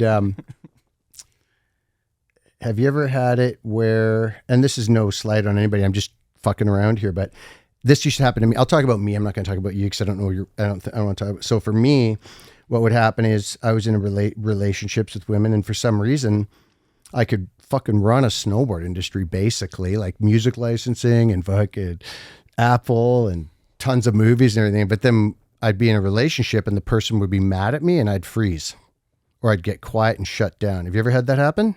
That's exactly what I'm talking about. There's this woman in front of me. She's angry at me, and I've done something bad. I can't speak up for myself. I'm frozen. Well, that's time traveling, because actually what's actually going on is a 98-pound person having emotion. And for some reason I'm like, right? Like frozen. And this is why I got into working on myself in the first place. Cause I'm like, if I don't have any kind of relationship, it might be able to be, but I didn't even know, but that's what would happen. I'd freeze. So that's so have you ever had that happen where you're like, and then it gets worse because they're trying to go gunk, gunk, gunk, like, and then it's like nothing's there. Yeah, no. And it's like, I'm frozen because I was raised by my mother who had way too much stuff on her fucking plate, way too much for one person. And so when she would get activated, I would actually, from a very young age, would think I'm going to die because this is my source of life. So if she's freaking out, all of a sudden my ground's gone. I'm like, so make sure that never happens again. So I'll just track down women who are very similar to my mom for the rest of my life and then try to fix them. And then that pain will go away. And then you get into a loop. Yeah. And the best work I've ever done is to be able to, now I can be in the presence of people having, like, it's kind of embarrassing. When I first started to understand this, I'd be around women or therapists or people, and I'd be like, they'd be getting angry. And I'd be like, hey, can I just stop you for a second? They'd be like, what's up? And I'd be like, I'm learning how to be with anger. I just need to know, are you going to hit me? And they'd be like, no. I'd be like, okay, cool, commence. Because I actually thought I was going to get fucking thumped. Like I thought, like, this behavior leads to something not good and I'm not safe. Except now I can actually be with people and go, wow, this, you know, sometimes definitely put my left foot back and be like, okay, like, just in case. But yeah, no, this is, I can stay here. You're there. You can do whatever you want and I'll stay right here. That's taken me years to do that. Being a nice guy. Yeah, babe, no problem. Totally sure. Let me know how that works out after about 10 years of doing that shit. It's not good. Like, it's like. So the kindness conversation and the niceness conversation is the kindness is doing the hard part where you're actually having the conversation and saying the things with compassion that you need to say. Yeah, and this is where I think having a crew of good people around you is most important, because I think I've these are kind of sayings I've picked up along the way, so they might sound foreign to snowboarders and skateboarders, but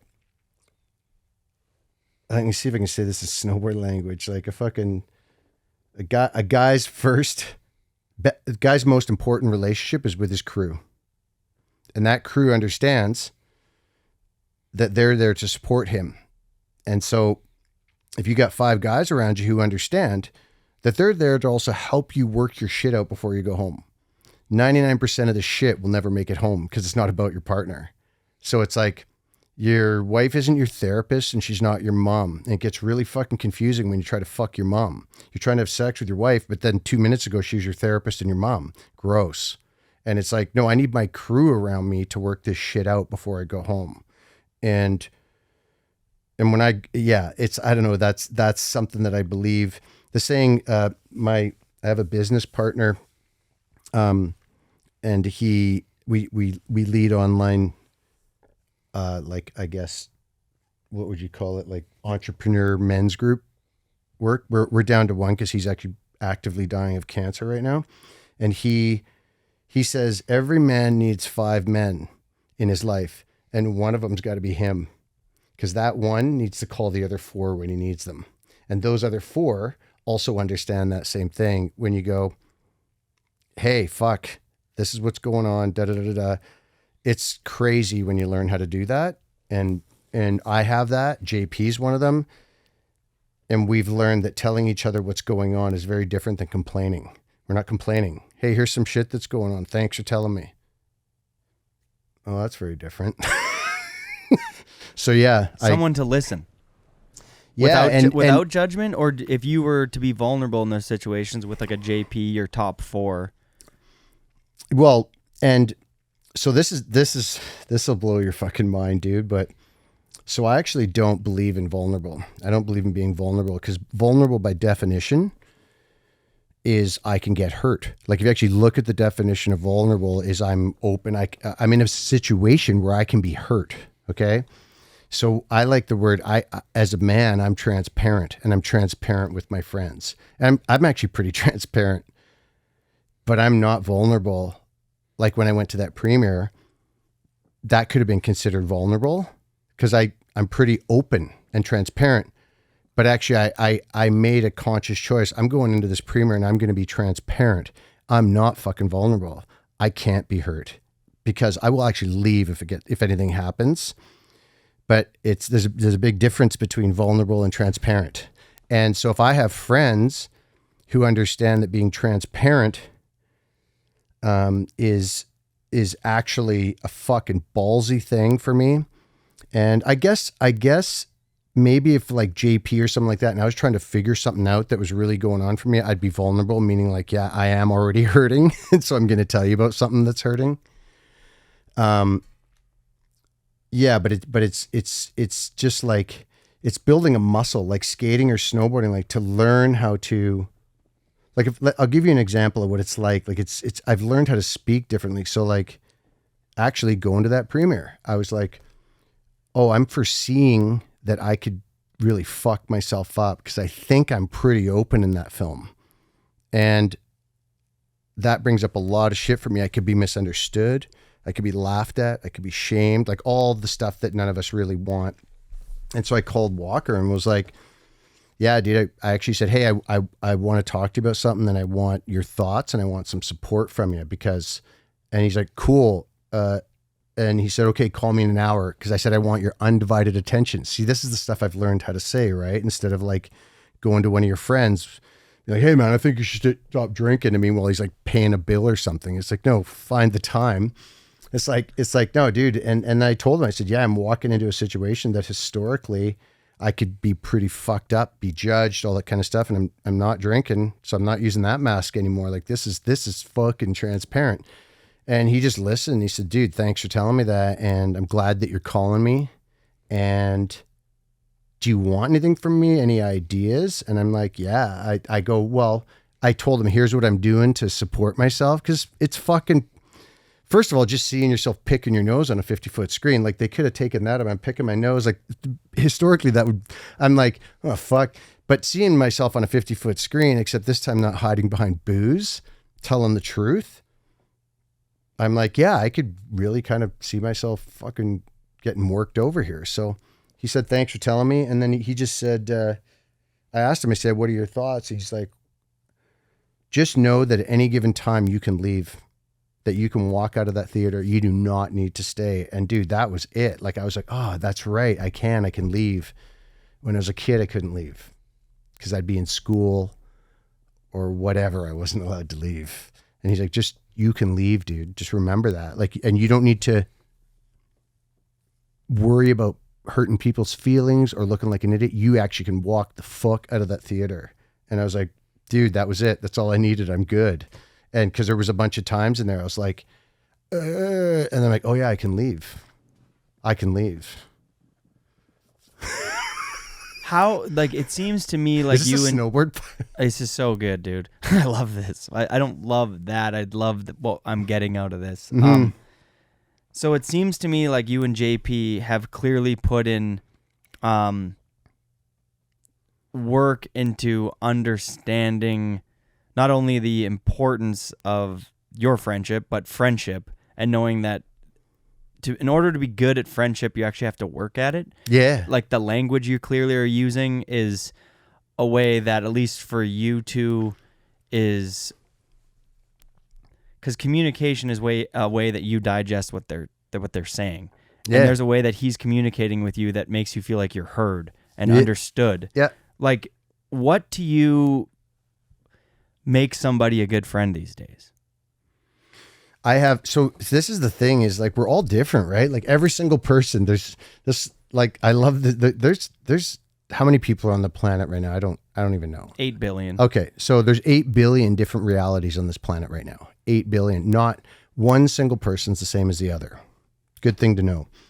And most people walking around are clueless to the fact that what I just said. They just think everybody's doing it. Well, you know how it is when you do this and you do that. No, I don't actually. I don't know how it is for you. I know how it is for me. So, and this isn't like soft shit. It's funny. This is the gnarly shit. So, what was the question? You asked me a question. I forgot. How do you be a good friend? Because it seems like you and JP kind of have figured out how to be good friends. So what I've learned is everything's a relationship. Everything. Like my relationship to coffee, my relationship to you, my relationship to fucking that door. Everything is like, how am I in relationship to that? And so I used to go, I think a lot of people, I've heard this thing about like, oh, I'm just open with everybody and I'm just love and light and all that shit. And it's like, I'm like the level I want my close friends to be at is that we actually not only tell each other what's going on, but we also know what's going on for the other person. So for me, when I start getting close with a person, as weird as it sounds, I have this conversation with people like, hey, I'm starting to we're getting along. I like you hanging out. This may be weird, but just so you know, if we're getting closer and we're actually counting on each other, because I used to have expectations of friends that they never even knew I had, ride or die, motherfucker. And it's like stupid shit. And it's like, so I'll actually say to someone, I have agreements with these 5 friends, and it's fucking a lot of work to have 5 friends that you're actually transparent with and they know what's going on for you. It's a lot of work. So this whole, I'm open with everybody, I love and light. It's like, dude, the fucking time for that shit. Or my other favorite is, I tell my partner everything. You have 60 to 7,000 thoughts a day. You don't have time to tell them everything. You don't want to tell them everything because fucking we have 60, 70,000 thoughts a day. That's fucking impossible, So, but what makes a good friend for me is me telling them what I want from them as a friend and seeing if they're willing to reciprocate that and then see if they build it. So for me, mine is, I believe that if anybody was like pulling back from me or not wanting to be around me, they wouldn't tell me. And I don't blame them. I used to be a pretty scary motherfucker. But with my close friends, I'm like, the only expectation, dude, hit me, kick me, tell me to fuck off. But the thing that I'm not up for is if you're distancing from me, like you don't want to be around me, you don't want to hear from me. I just want to know. I don't need to know why. I want to know you want a distance. I want to know for how long. And then if it's like, yeah, I'm just not into you right now, dude, cool. Check back in a month. But if it's open-ended, I'm not interested. So, and if they're not down for that, then I'm like, okay, cool. I'm not going to invest that much into this friendship because that's really important to me. And then I'll say, what's important for you? And it's different what's important to them. And then you build it over time, right? Like, and I think JP and I have built a muscle, I'll speak for myself, that for me to actually tell him what's going on, he knows how risky that is for me from where I've come from and vice versa. So because you were never allowed to do that, like you're JP Walker, dude. Like he's like, his attitude is I'm getting on this handrail and I'm either getting straight jacket out of here or I'm getting the trick. Like that was I'm fucking getting broke off fully. Like how he is on handrails, you can relate. Like you must see he's on and it's all right. And so I'm sure there was a lot of stuff we weren't saying back in those days, but now it's like, yeah, I don't want that. I want to actually know what's going on. So when he tells me what's going on for him and I tell him, like, we know that's actually, he's sharing with me the fucking most precious shit he has and vice versa. And I'm not talking about your feelings. I think talking about your feelings is the biggest fucking waste of time in the world. That's the stupidest thing. oh, I need to talk about my feelings. No, say what's going on and then have your feelings. Two different things, completely different things. Like talking about what's going on for you is very different than having a feeling. So Yeah, because one is subjective and one is kind of concrete. Like, this is what happened. And then this is your, like you were saying before, like, what is your relationship to that event? Yeah. And I think you said earlier, what we got thinking about it was you were like, just saying it. And I'm like, yeah, like what happens in our heads, this is what I believe, and is that what happens in our heads, and the Catholic Church and church have really done a great job of fucking this one up with confessing. But well, they didn't fuck it up. It's good for business for them.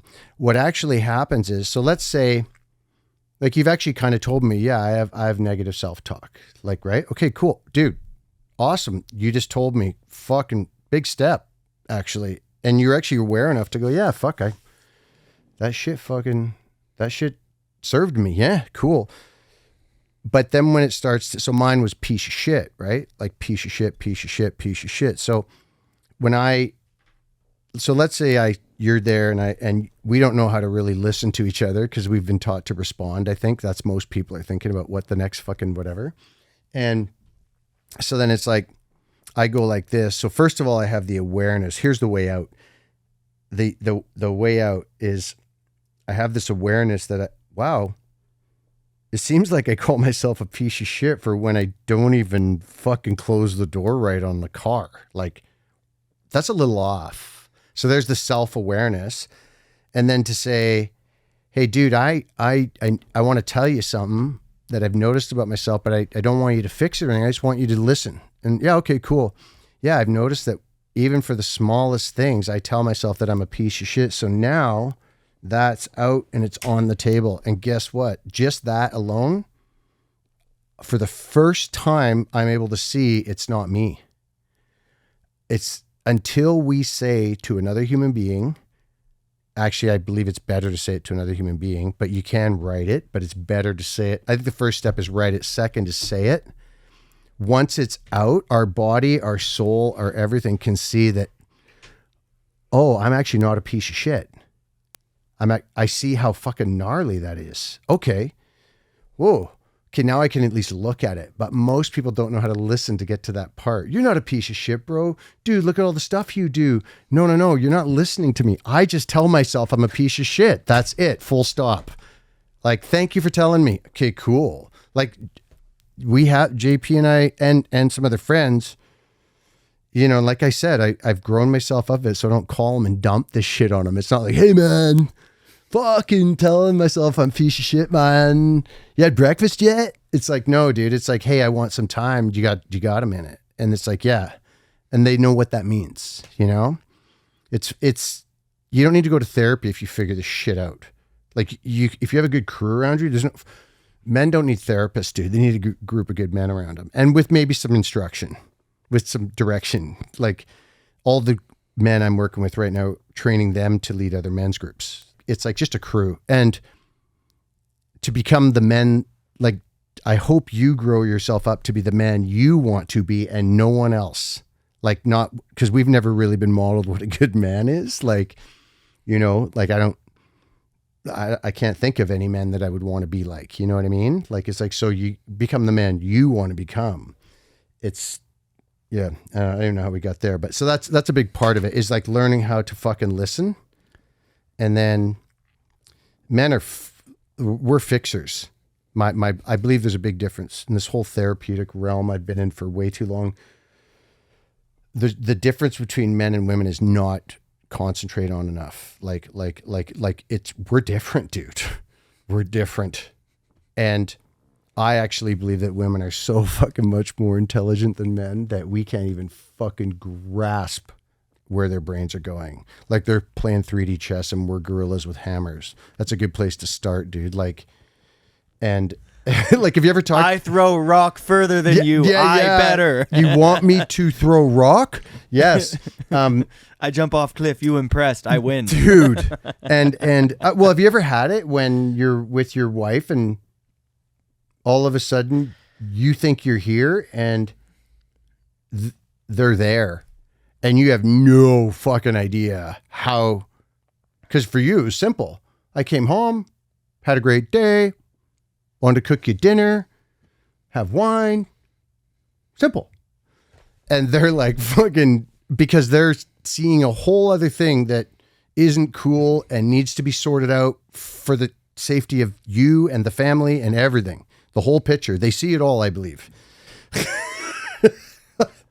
I agree, man. They're definitely sometimes trying to understand their needs when I'm not like my wife is so feminine and like sometimes I'm like, just try and think like her so I can think of this problem. Yeah, don't do that. And it doesn't work. No, because you can't. and like I said, she's playing 3D chess, and that's not a slight. And I think women get so, like, someone might be mad that I'm saying women are different men. If you only knew, actually, I think what gets shot down in our society is the woman's most powerful tool, which is intuition. They're intuitive creatures. And our society, I think, has stuffed that in them. It's like crazy bitch, borderline, all this shit. But they know there's something wrong. They know something's up when the guy comes home and he's bitter as fuck, but he's going, yeah, babe, everything's cool. How you doing? Fine. They know intuitively that this dude's hurting or ready to erupt or whatever, except there's no language for it. And so then they come off looking crazy, but they're actually going, something's off here. And I see it over and over again. I've seen men grow themselves up and they start to actually show up and have integrity and do what they say what they do. They're actually committed instead of doing the insurance plan, which is like, oh, I got one foot out the door just in case she does this. Oh, if she does this, I'm fucking gone. That's fucking the insurance plan, dude. But if you're committed, meaning I'm in for this fucking woman. I'm in for this family. I'm in for this house. I'm in no matter fucking what. Yeah. Even all the shit you don't want to think about doesn't matter. I'm working through it. We're in. And when you are that, watch what happens with your partner. I've actually seen guys who've had partners that have been diagnosed as like borderline disorder. But then the guy's fucking changed the way he is. He's grown himself up. He stopped lying to himself, stopped lying to her. And I saw a guy's life turn around so fast, 6 months. And him and his wife, like it was his sketchiness that was fucking the whole thing up, you know? So it's like, I don't know, man, this is going off on a tangent, but I've seen it. I live in a different world. I see behind the scenes because I've spent 15 years in circles with people and I've seen it. Like I've worked with thousands of people. I'm not talking about people dribbling into a cup of retards. I'm talking about lawyers and lawyers and doctors. Like tops of our fucking society are like, we're fucking hurting. And I get to see what a lot of other people don't see. I'm not saying it's right, wrong. I'm not saying I'm a prophet, but I see below the surface. So even earlier when you said you got the guy who's going this way, but then the other one's all smiles and chuckles, I'd be more worried about them. The ones who have it all together and are all smiling and making it happen, those are the people I'm scared of. Okay, just because I have to, we're gonna do a slight derail here because we're almost hitting that 2-hour marker. And are we really? Holy, I've just been spraying. No, that dude. was that was an incredible chapter, and I think there was about 500 takeaways. I mean, my favorite one still is gonna be the difference between kind and nice, and just being transparent. Those three like hit home runs for me. Like, and you can see when it's an act of like squeezing out nice is fucking easy. You know what I mean? All you have to do is say something, and as everybody knows, there's, you know, is there weight in language or is there weight in actions? You know what I mean? Action to me is way louder. Like if you go out of your way to do something that was effort, time, the whole thing, rather than saying something like, you look great today, see ya, even though that's still like a nice thing to say. But if you go out of your way, like you said, you find a way to insert yourself into your friend's busy schedule, give them the time of day to have that beer, let them get to that point where you know you can have that conversation. That whole journey is action, you know what I mean? Yep. And it took time to do that, and there's so much caring and compassion and in that whole thing. And dude, like, just look at it like go back to what you learned from skateboarding and snowboarding. Like, you know, in your body, nothing good comes from fucking no action, and also nothing good comes from being nice and fucking trying to control your environment. You got to fucking eat shit. So it's like, no, I got to get uncomfortable here. So every time I have a conversation that is something that I would say is a conversation of value, I'm uncomfortable every time before I say, like with JP, I'll be like, we're just talking shit. And it's so easy for us to go back into the fucking ramp, you know, remember that term? But then it's like, hey, actually, do you want to check in? Like, Jack, I want to know what's going on. And that's uncomfortable for me to say every time. But right on the other side of it is a willing participant to tell me what's actually going on. It's like, oh, okay. So I've like skateboarding stories, like dropping in. It's so funny how many similarities. I've said this in other podcasts and stuff between personal growth and skateboarding and snowboarding and surfing. It's like dropping in is a big one in personal growth. Have you dropped in yet? It's like, you don't even know what fucking dropping is. But basically it's like, yeah, I'm going to get uncomfortable to talk to one of my friends. I'm going to do my best to show up the best I can, but it's going to get uncomfortable. At some point, I'm going to say, hey, I want to have a talk with you about some things. And the killer one is intention. If you use the word intention, my intention is to tell you some stuff that's been going on that I haven't been cool with, and I've not been telling you the truth. My intention is to also be your fucking friend instead of being a fucking nice guy. Would you be up for that? And you got to be okay if they say no. Because if they say no, then you know they're not up for it. I've definitely had friends before that have been struggling with different things where they say that they are, but they are in that moment, but there is no, they need to want to quit. You know what I mean? Oh no, dude, that's the true words have never been spoken. I don't know. I wouldn't say I know. Anytime I say I know is when I get scared because I really don't know anything. But the experience I've had is until a person is willing to take a step for themselves. But the saying it, so you're helpless in that, right? Like if they're drinking too much or doing the fucking Gary, or that's what I call Coke Gary. If they're doing Gary or they're doing whatever, and you see all that destructive shit. So you're helpless in that. You can't do anything. But the saying is, just because you're helpless doesn't mean there's nothing you can do, which is, I'm going to go have a fucking talk with this person, and I'm going to let them know what I'm up for and what I'm not. And that might save their fucking life, because they might value your friendship more than what's going on. You can say, look, I'm willing to do whatever it takes, but I've seen this path. I don't want to watch it. I'm not going to be around, like Proctor did to me, right? Like, every time you're around, my friends disappear into the fucking bathroom. Simple. No judgment. I was just like, fuck. So you're right, that nice thing. And the funny part is, being nice is anything but nice. You're really just trying to control them and get you to like them. Yeah, it's all cool, bro. It's all cool, bro. Yeah, babe. You're just trying to control them. It's fucking brutal.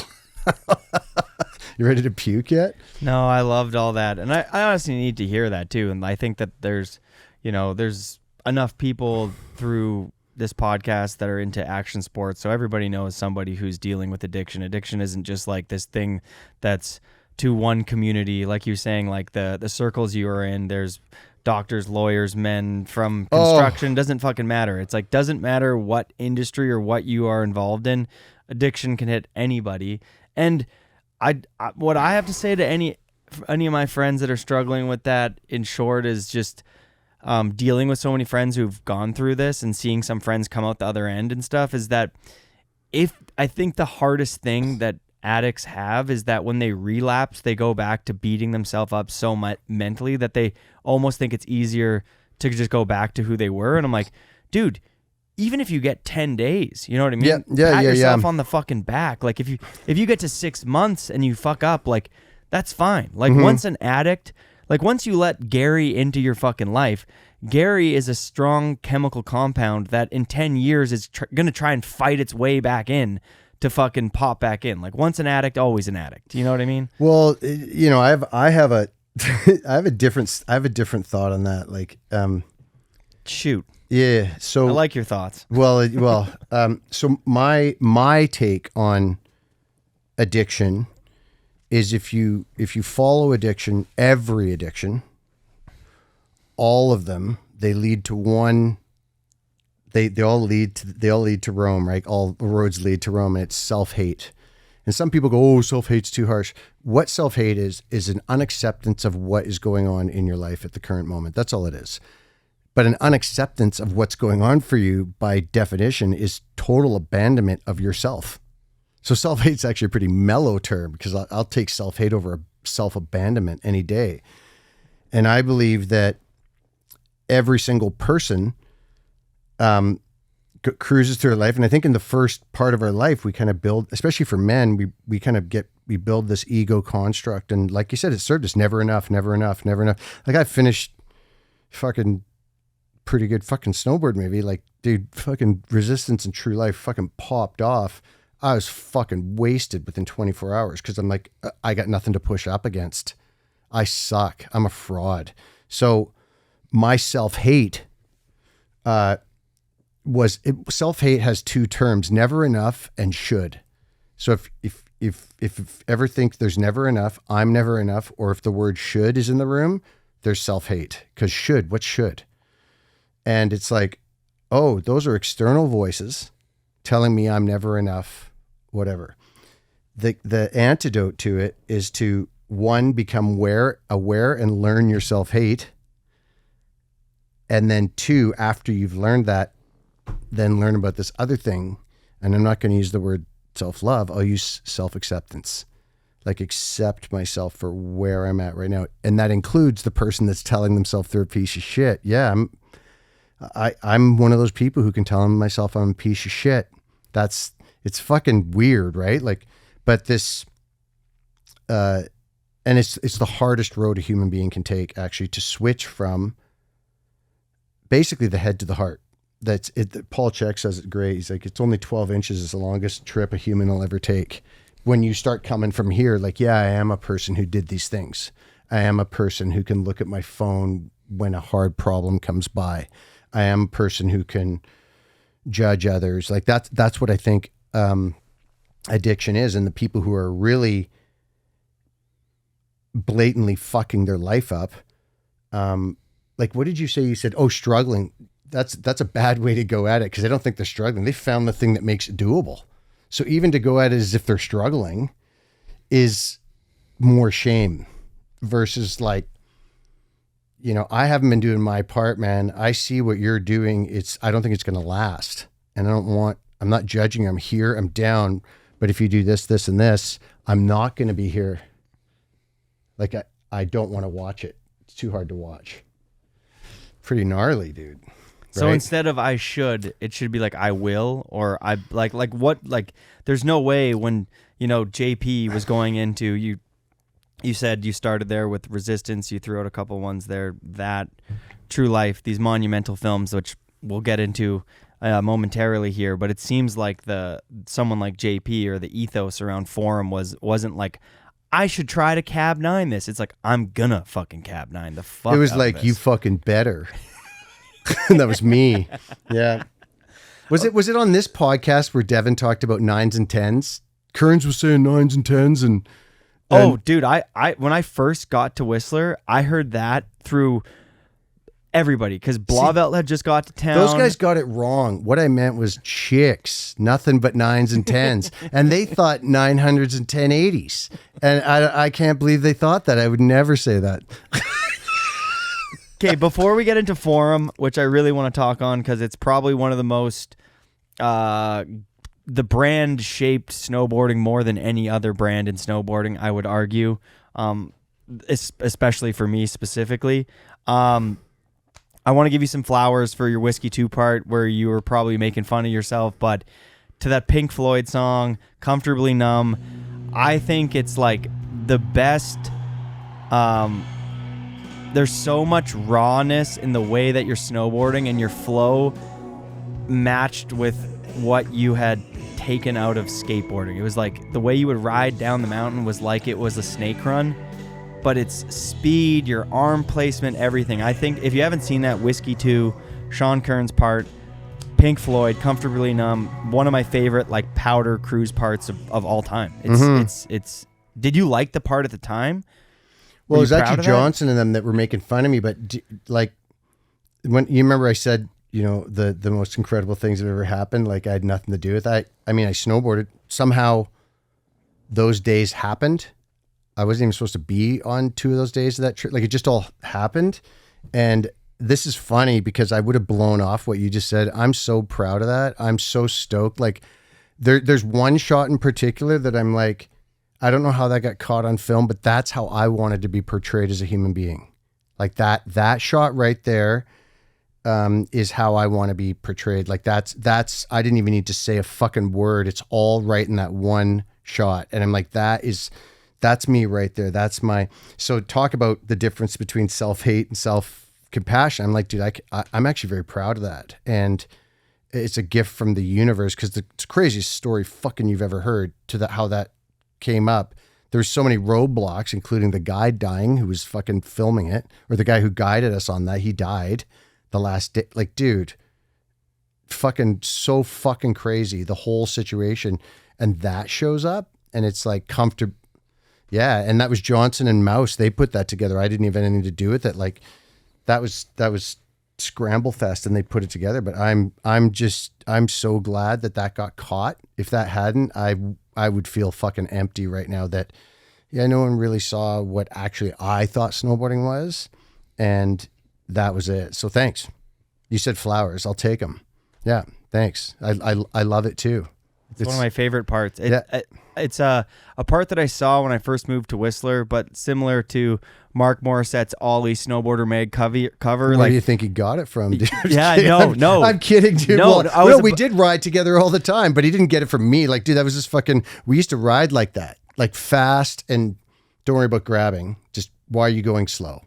The ollies that were in the Whiskey movie that were powder ollies, there was a group that collectively would kind of ollie in this, like, the way I've described it is an ollie that nobody should see. It's almost as if you were riding like peak to creek and you just blasted a dope ollie between a Y tree and nobody else is around and you're just fucking hauling. And in that part, you have 2 of those. You have this one like crazy shit hook and then you ollie back towards the camera.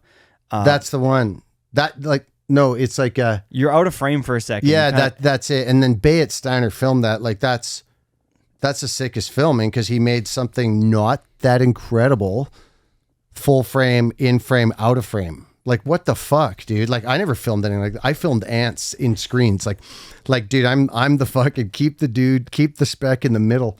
And but dude, like that was all just so. And me and Bayet have a crazy, like we've just been soul brothers from the time we met. But yeah, unbelievable. And then yeah, unbelievable. Like that's the shot. That's the shot where I'm like, that's Sealand right there. That's Sealand. And that's the ollie that I could never do on a skateboard that big. But then when I snowboard, I'm like, oh fuck, I can fucking ollie this big on a snowboard. And then I'm basically carving Sealand after that. And like meeting the tranny instead of me moving around the tranny, I'm meeting it. I love that shot. And it's funny, I used to have to get, I secretly, this is some closet shit. I secretly used to get wasted and watch that footage because I hated myself so much that the only way I could actually watch something where I actually liked myself, I hung on to that and I would get fucking wasted and I'd watch it over and over again. I didn't realize what I was doing. I was like, I can't even see this sober, but wasted. I can be like, okay, I'm actually okay. I love my style. I love how I snowboard, and so, yeah, I had one of the best compliments ever on Mount Washington 3 years ago with my friend Jim Madsen, who's a really good friend of mine on the island. We're like brothers. And he basically, I was snowboarding my second run. I hadn't ridden in years. It's like 4 years ago, maybe. I hadn't ridden in years. And second run, and I'm wearing, there's nothing identifiable on me at all. And we're just riding the grooms. Pull into a lineup. some guy comes up and I've got a balaclava. There's no Santa Cruz, no nothing. I'm riding a Yes board, random shit. And some dude out of the blues like, hey, are you still living out in Jordan River? Are you surfing? And my friend Jim's like, I can't even tell who you are right now. How the fuck is this guy? And it was because of the way I was riding. Like, how sick is that? That's pretty rad. I was stoked on that. I was like, because we didn't even ask him. We were putting it together. I'm like, how did he know? Because full balaclava, like nothing. And Jim's like, yeah, you snowboard very different than anybody else. I'm like, okay, I don't know what that is, but I'm stoked on that. It could have been the half pound of mushrooms, but whatever.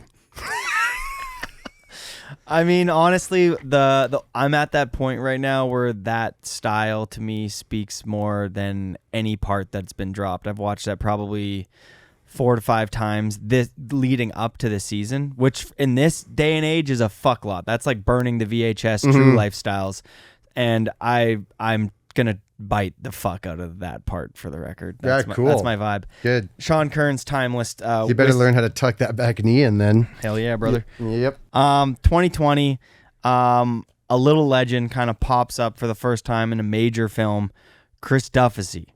Yeah. I know that Duff is somebody that you mentored, took under your wing. You know, he goes through a traumatic brain injury going into True Life. You have the intro, you know, infamous, you know, Duff's a king. You know, everybody wishes they rode like Duff at the time. What was it like to see Chris in those 2 to 3 years blowing up? I mean, the Cab 9 off the toes he has in 2020, Jamie Lynn style when he's probably like 16 years old, absolutely like ahead of the curve. And note that he uses Dancing with Myself almost a decade before David Benedict used it in Robot Foods. Funny, Lane. yeah. Funny. And that's kind of an iconic part, especially in Canada here. I just wanted to hear you kind of talk on the early years of Duff, why you took him under his wing, and how special it was to see Chris Duffy come back in True Life. That's funny because this is one of those things where you're probably expecting a happy answer, and it's not. Like, first of all, Sean was really responsible for bringing Duffy on. Like, Sean saw it way before anybody else. Like, he's like, dude, this is next level shit. And I think I was more like, I love Duff. Duff and I will be brothers forever, I think. And when he came up, like, and Sean was kind of his chaperone, you know, or whatever. And then, but dude, I was there when Duffy fucked his head up the second time. I wasn't there the first time. I was there the second time before True Life. And it fucking sucked, dude. Like, it really sucked. I was like, it's one of the memories I don't want to have in my life. Like, you don't want to see that shit. And I don't want to take the piss out of anybody because what that looked like is fucking gnarly, dude. Like he, people ran when he hit that tree. People ran. Like, some of the people on our crew just fucking went the other fucking way. I'm not dealing with this, and I do not blame them, because he was fucking, like, his body was fucking flopping, and like fucking, I've got like a fucking stick in my hand trying to get him to stop biting his fucking tongue off, dude. Like, it's fucking hairball. And yeah, just like, what the fuck? And like, just like the guilt and shame and shit coming down. Like, what have I contributed to? What have I contributed to? You know, like, fucking holy fuck. And then so that sucked. And then the next time I see him, he's working at Foursquare Canada in the fucking warehouse. And it's like, holy fuck. Like, you're Chris Duffy and here you are. And how's this working out for you? You know? And so, the way I remember it, and this is my memory, it's a long time ago. I haven't thought about this for a long time, but I really campaigned for Chris to be able to snowboard again, like for him with his dad, like doing everything I could, because what I saw was a kid who was going to fucking die in a warehouse, knowing that he was going to die with his music still in him. And I was like, I ain't going to watch that. Like, this is more important and whatever. So I I really campaigned with, not only campaigned, but like just kind of, babysat him through that whole thing, or help walk him through the whole thing. I mean, he might have a totally different experience, but fuck that. Like like I got him into that video. Like I got him back on forum, and then everybody was also very supportive of him too. Like everybody knew what was going on, that Duffy's gonna snowboard again. And what does that fucking look like? Well, we're all fucking responsible. That's what that looks like. Like everybody's trying to get their parts, and they also know that Duffy's speed gauge is a little off, and his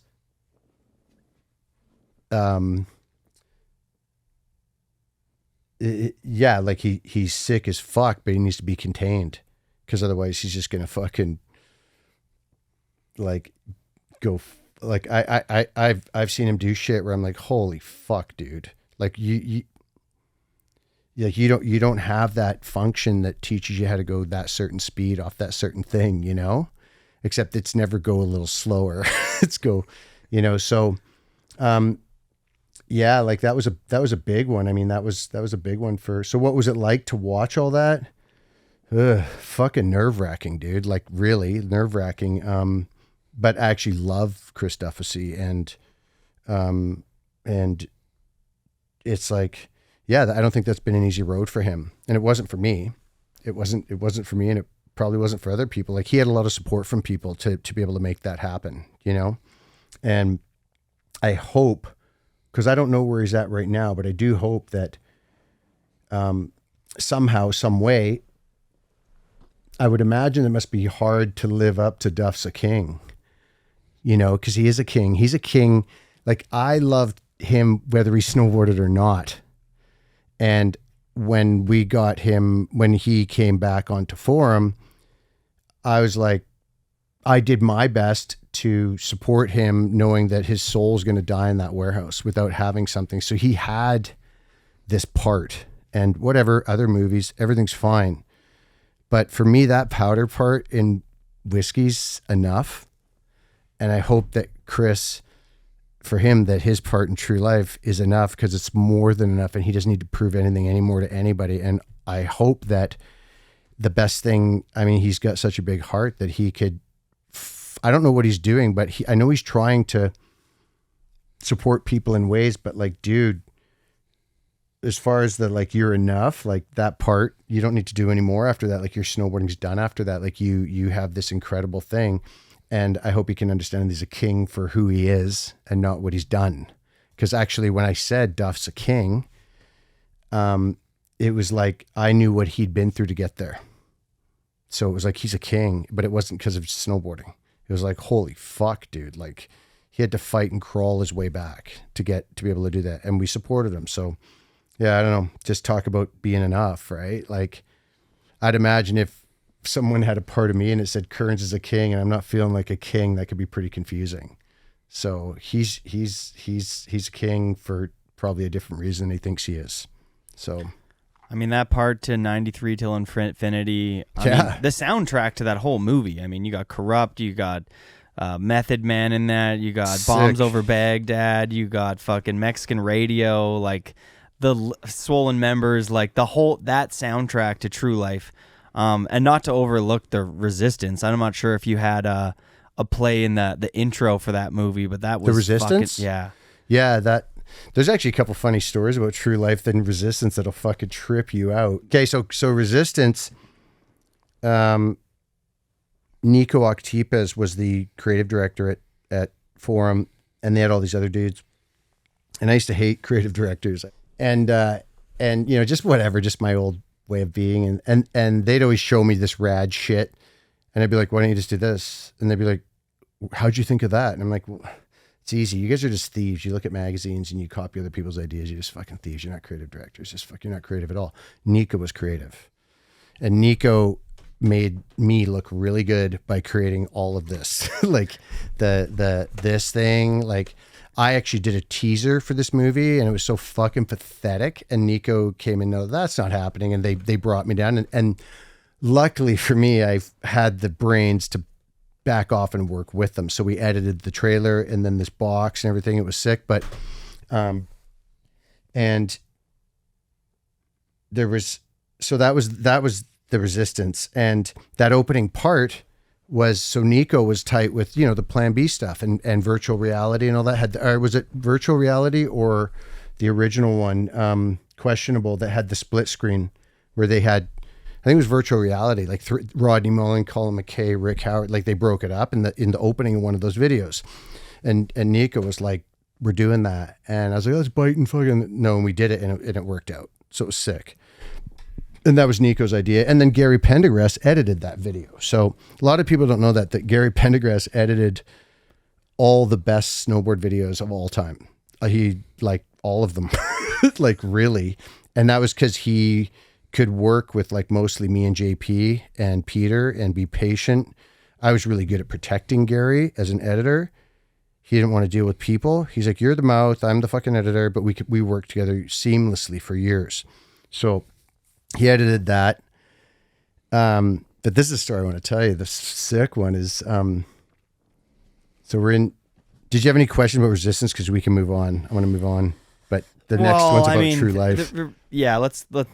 Let's go to True Life. I mean, Resistance is incredible. Everything, like, I don't know, give it its flowers. It's fucking one of my favorite videos of all time. But I mean, True Life is maybe my favorite video of all time. Which is a trip to me because that one I put more work. That one was so scary because no one had done that yet. The whole team thing. It's like the first big team video of a snowboard company. Dude. And then basically like the behind the scenes fight was Mac Dog's got 25 dudes in his movie to make a 45-minute movie. And the chop sessions at Mac Dog fucking editing rooms are like legendary. We used to call it the bloodbath. So I'm like, so I have to do this. We have to do this with 8 guys. And it has to make it through a bloodbath. Fuck.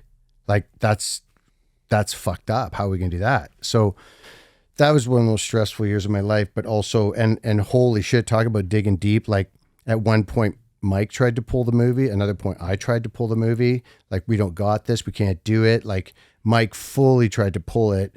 And I went away and like a few months into it and logged all the footage and added up seconds and everything. I was like, no, we're actually good. Like I logged hundreds of hours of shit to find that, no, actually we've got 17 minutes right now. And then it convinced him to keep going. Then I tried to pull the plug in June because I was like, Forum was kind of dropping the ball with music and shit like that. So I was like, dude, we got to pull the plug because you guys are going to make us look like assholes. So that was that. We worked it out. It came out. It was fucking huge. And, and they went on tour and I went home and drank. And then True Life, this is a rad story. Now, this is fucking a long time ago, so I don't know True Life came out. And so what Dogger and I were really good at is he'd make a movie, I'd make a movie, and then we'd tear into each other's movies, like tear in. And then I had this, this is a secret weapon. I don't really want to give this one up, but I had this secret weapon. This process I'd go through was, let's say it's like a week out of the movie being finalized, final edits.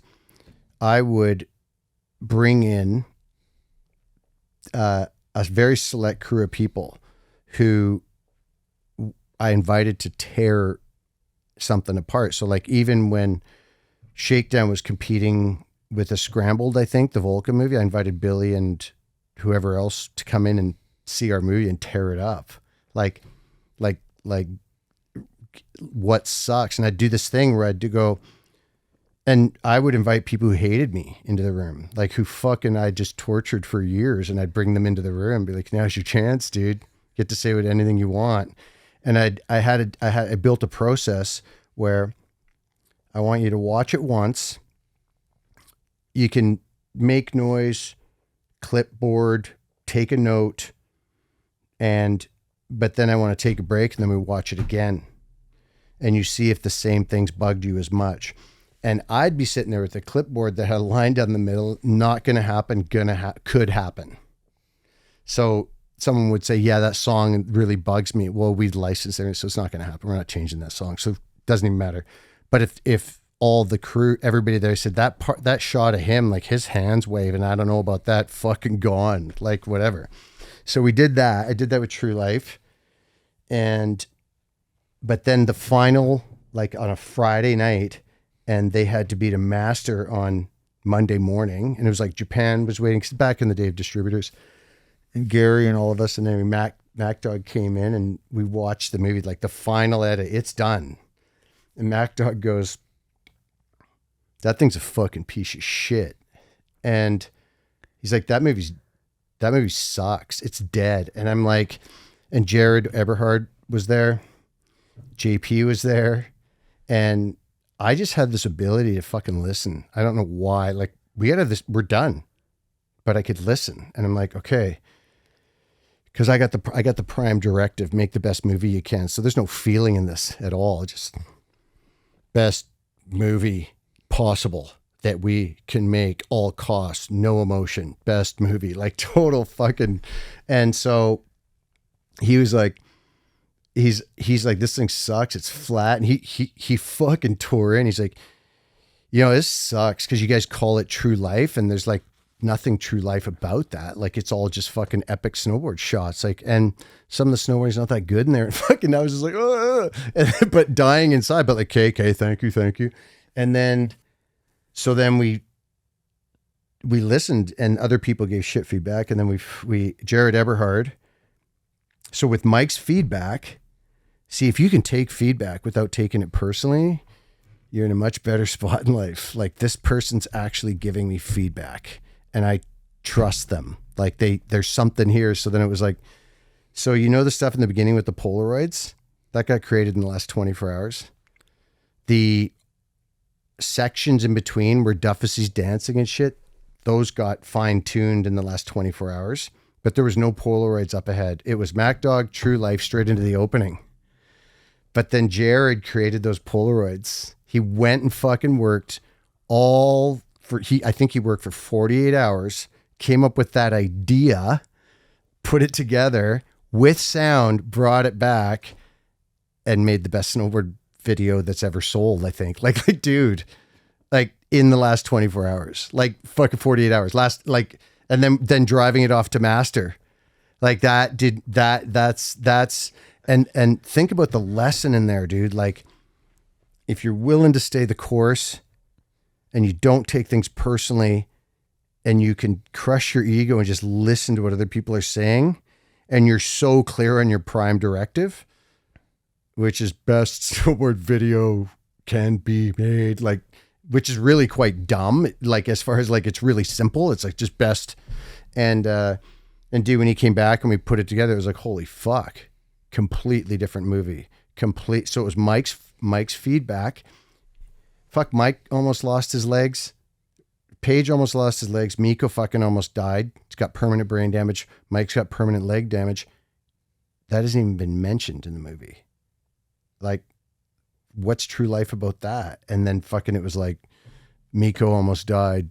That whole, it sets it up, right? It's like, holy shit. So that's like taking the harshest fucking feedback and doing something about it. And dude, it's rad because I love this. This leads into what I call the awareness wank. Like, all the people, this whole thing, like, you're scrolling Instagram and you see some fucking profit thing that some guy says is, oh, wow, expectations are a premature resentment. Whoa, my mind's blown. And then you go keep scrolling. That's called the awareness wank. You had a little blip into how you might be causing yourself some suffering, but then you don't go do anything about it. And the awareness wank is a bunch of people sitting around talking about feelings and then going home and scrolling. Or versus, hey, dude, I see you're struggling with something. I'm down. Here's what I can do. Here's what we can do. Here's what I'm going to do. Here's how I can support you. That's what's happening. That's action. The awareness wank is, yeah, some of my friends are struggling, and I really don't know what to do about it and this and that, but I'm going to go home and jerk off and scroll Grinder or whatever you do. And that's the awareness wank. Actually taking action. Awareness without action is fucking futile. Like, awareness is like waste your time. You need action behind it. So anyway, that's that. I tied up all that, I think.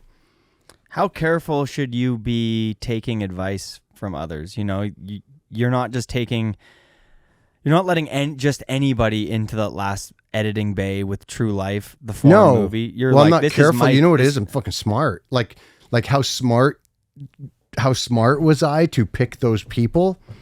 Pretty fucking smart, because like Billy Anderson. Okay. Yeah, they and then like I'm not saying I'm smart, but I mean that's good business. Like if Prime Directive, right? It's not really that smart, just fucking Prime Directive.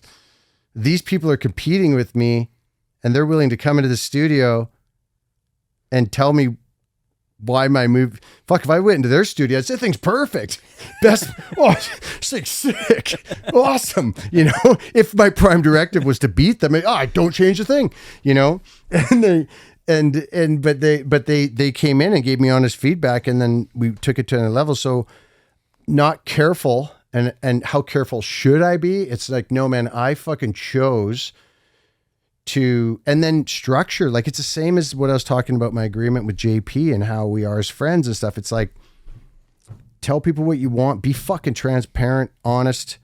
You know what I mean? Like I was honest with those people when they came in, like, I want you to tear this fucking thing up because I don't want to release a piece of shit. And you can have some fun tearing me up and I won't take it personal. And so being mindful of who you invite into those spaces, because that's a vulnerable space. Right? Yeah. The editing bay? You know who you don't invite in? A bunch of nice guys. Don't do that. Oh, it looks sick, bro. Yeah, you're looking for the kind people. Yeah, you're looking for the kind people. The people actually care about you and be like, meh. You know? The transparent people. Yeah. Yeah. Like that movie that Clayton and Ryan made, like, they showed us that movie just before the premiere, Johnson and I. And I really wanted to watch it with Johnson because I didn't know what that movie was going to be about. I thought that movie, when I signed up for the thing, I thought it was about something completely different, which is fine. I trust Clayton's and Ryan's intention. But after I saw it, I was like, started giving them feedback. Like I called Clayton. I'm like, this, that, this. But that's me being kind. I want them to have a good product. The problem was they didn't ask for it. I'm like, oh, fuck. Never mind. Doesn't matter. I'll come to the premiere. That movie is incredible, by the way, and we will touch on that momentarily. But for now, I'm going to say that the Bloodbath Room, Mac Dog, if you're listening to this and you want to co-produce with Airtime, I'd love to make the Bloodbath movie. Yeah, all dude. the cut shots that are probably dude. B angles of JP and Jeremy and Yoni and, I mean, the whole team. I mean, you got Jeremy Jones. Can you name the whole Form 8?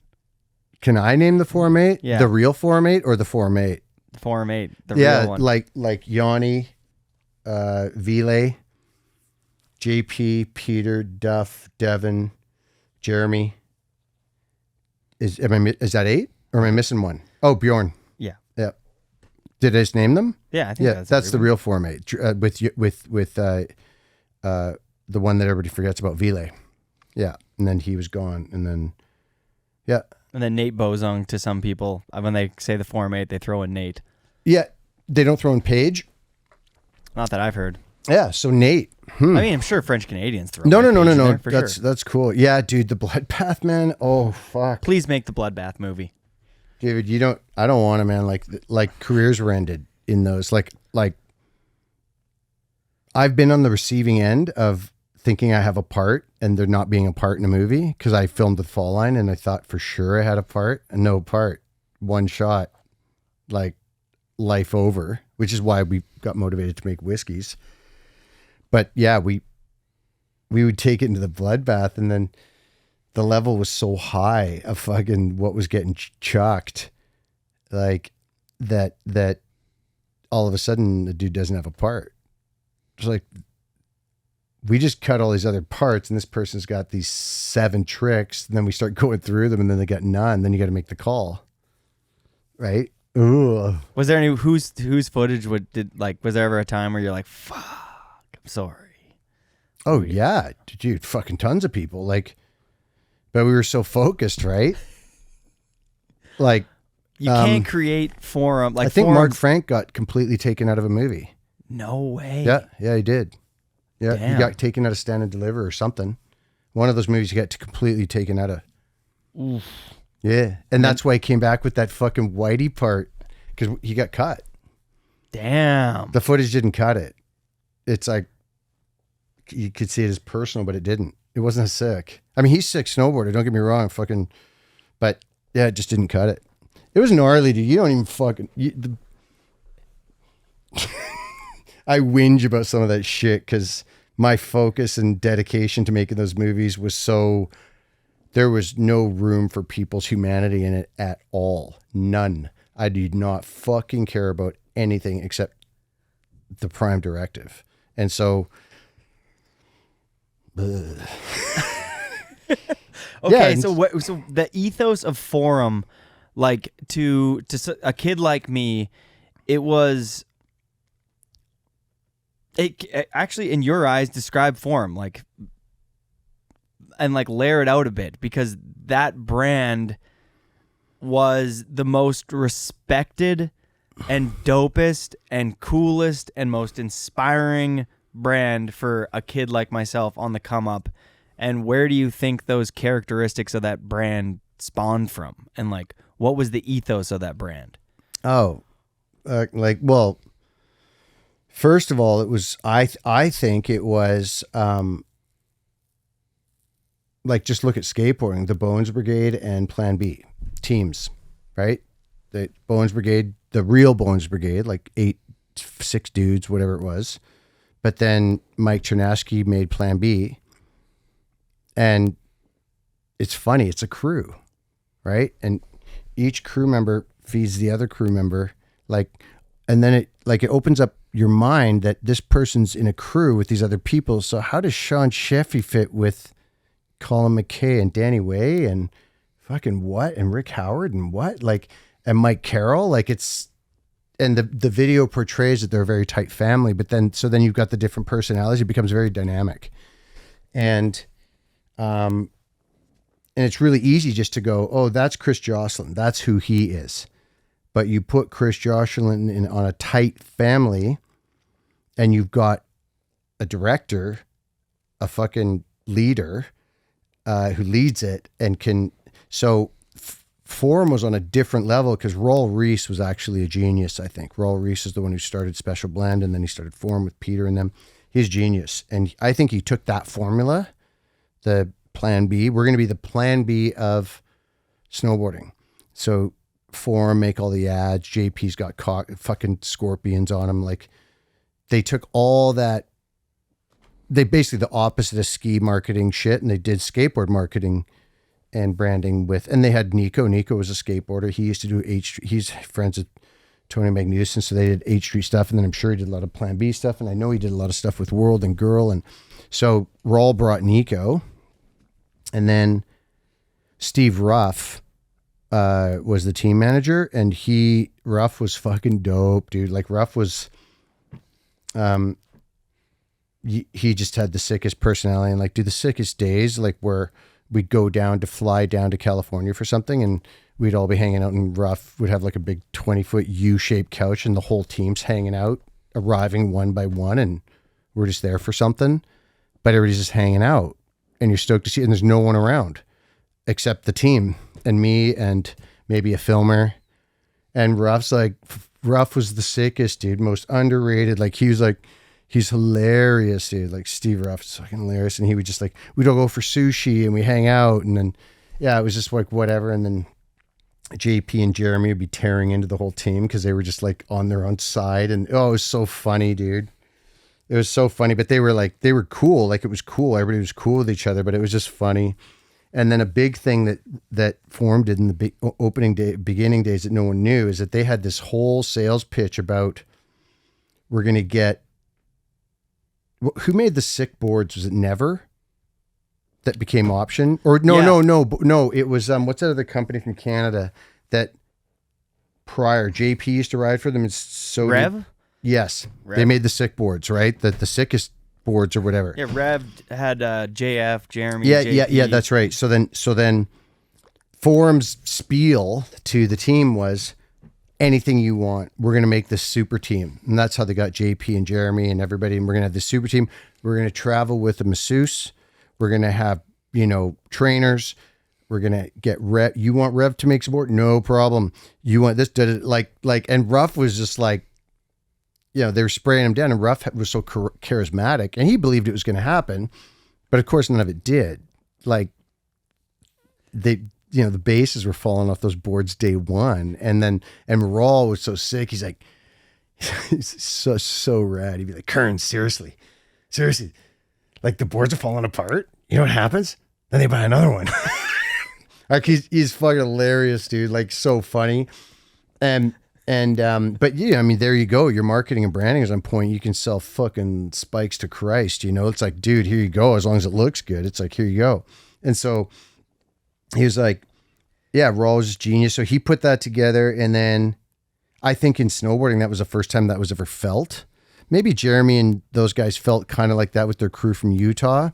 But when you see throwing Nico on top of this, like how this shit looks, like, dude, like where's and then it was like, oh, and then here's one. Rawl didn't drink. Rawl was from a pretty, like, I think his dad's like a very big evangelist in LA, like huge. And Rawl's genius, man. You get around the guy, you're stoked. Like the first time I ever wanted money was because Rawl had money, but he had this sick style about him. I'm like, dude, I want this. Like, and it wasn't like greedy, but that he was having a blast and nothing bugged him. Like, so he'd be in a trade show wearing like fucking, surf trunk. Well, he had style. Rawl's pretty rad. He had style. He's fucking smart, man. And he had this wicked person. Come on, seriously. Like nothing ever mattered. Nothing fucking all right. But then he started drinking, and that was the end of it. Like it started to everything started changing when he discovered alcohol. Like, and were your alcohol consumption was going down, and then seeing his maybe go up? Were you kind of like, yeah? Oh no, shit. dude, it was bad, man. That because I've got the blinders, so now it's like, what the fuck does you getting the team wasted have to do with us making the best movie ever? There was the demise of Forum and me and JP and MacDog had some fucking heavy duty, crunchy meetings with Rawl and like grilling them. Like you're fucking everything up. Like, this is not cool. You're getting Nate Bozon wasted. What the fuck are you doing? Like, we were pissed. And, once it gets in you, it's in you. So I was going the other way, which is hilarious. I actually talked to Ruff about that the other day. We're still friends. And I said, dude, what was that like to have Sean Kearns giving you shit for drinking? He's like, oh, dude, that's the fucking worst. Are you fucking kidding me? I've watched you eat glass and now you're like, what the fuck? You and JP sitting there all high and mighty. Oh God, it was funny, dude. It was like, and you're trying to like help out the situation, like look at Nate Bozung, love the dude, but like fuck, like it's unfortunate what happened there, and you get $3 million for selling Neff and you blow it all in 1 year. I mean, it was a funny video that he did, but I haven't really followed him and stuff, and like, but yeah, that was definitely something I would call. I mean, I don't even know how he's doing, whatever, and whatever he's doing and however he's going to make work, I don't know, but that was definitely I would say, let's just put it this way, if Nate was on Forum and the old rules, the way they were doing it before, actually it's going to be harsh to say, he probably wouldn't have stayed on Forum because he's pretty sick. He had sick style and stuff. But when it came to like what was expected of the dudes getting in the backcountry stuff, he wanted nothing to do with certain things. So, but then they, he turned into a party or whatever. But I think that, for the level that those guys were snowboarding at, I don't think he had sick style and rad kid, but I tried to take him up into the backcountry a couple times and he was just not having it. So maybe he could have made it on rails and park. Maybe he had some pretty good shots in Forum and stuff, but for the overall commitment of those dudes, like Malmy, like I love Malmy, but he sucks. Like he was really good at certain tricks and stuff, but like in the backcountry, he sucked, but he would go at it till he got it. Like JP was first or second try every time. We don't have hours of JP flailing. Like there's no Mac Dog footage of JP flailing like everybody else trying to get shit. There's none of it. Like you ask anybody, like there's 1 or 2 tries, like calculated motherfucker. And Malmy's like libraries full of footage, but he would keep going and get it. Nate didn't have that in him.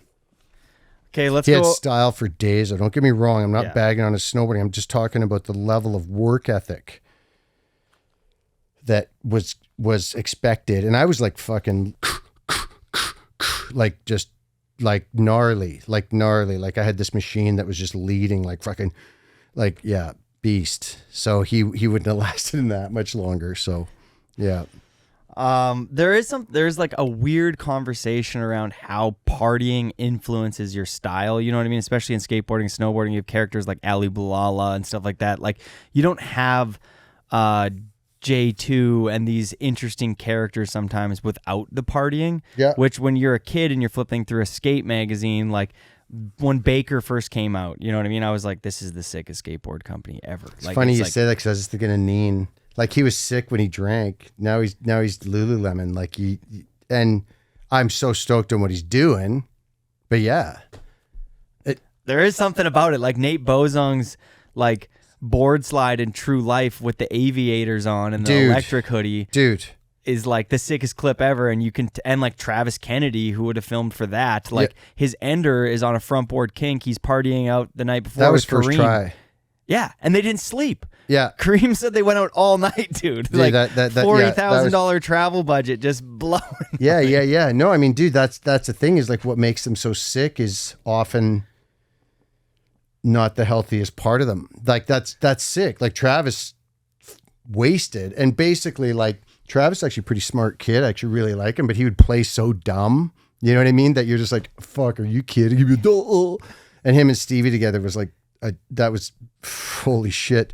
And they were hilarious together. So then he would go do that shit. And yeah, it's like almost like if Travis didn't become the white gangster, it would have fucked up his style. So yeah, it's like, you know, what's he going to do? Become like Neen skin side up? I don't know, dude. Like the balance is tough. What I would say is don't market yourself as the partier, because and you know better than anybody, once you market yourself as the partier, that's what people want. Yeah, that's. They buy into Johnson it. talks about that in that movie. It's like that's your image, and that's what they're stoked on.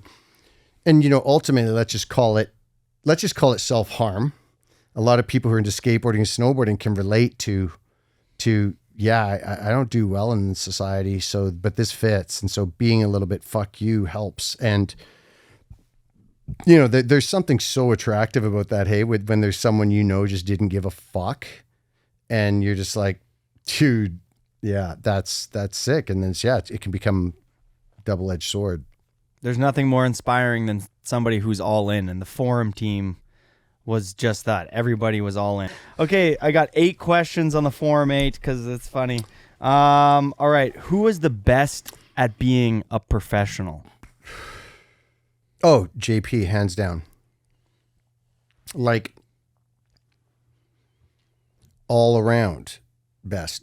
Devin, like on another level as well. Like both of them are up there, but JP for sure. Like because he would prime directive, sell boards, company, branding, editing, stay in, no drinking. Like understood how the whole thing worked. Would sit in edits, put the work in, and he was really about the brand. He wasn't about JP. He was about the brand. And so when people started drinking and fucking around with the brand, it was not part of the program for him.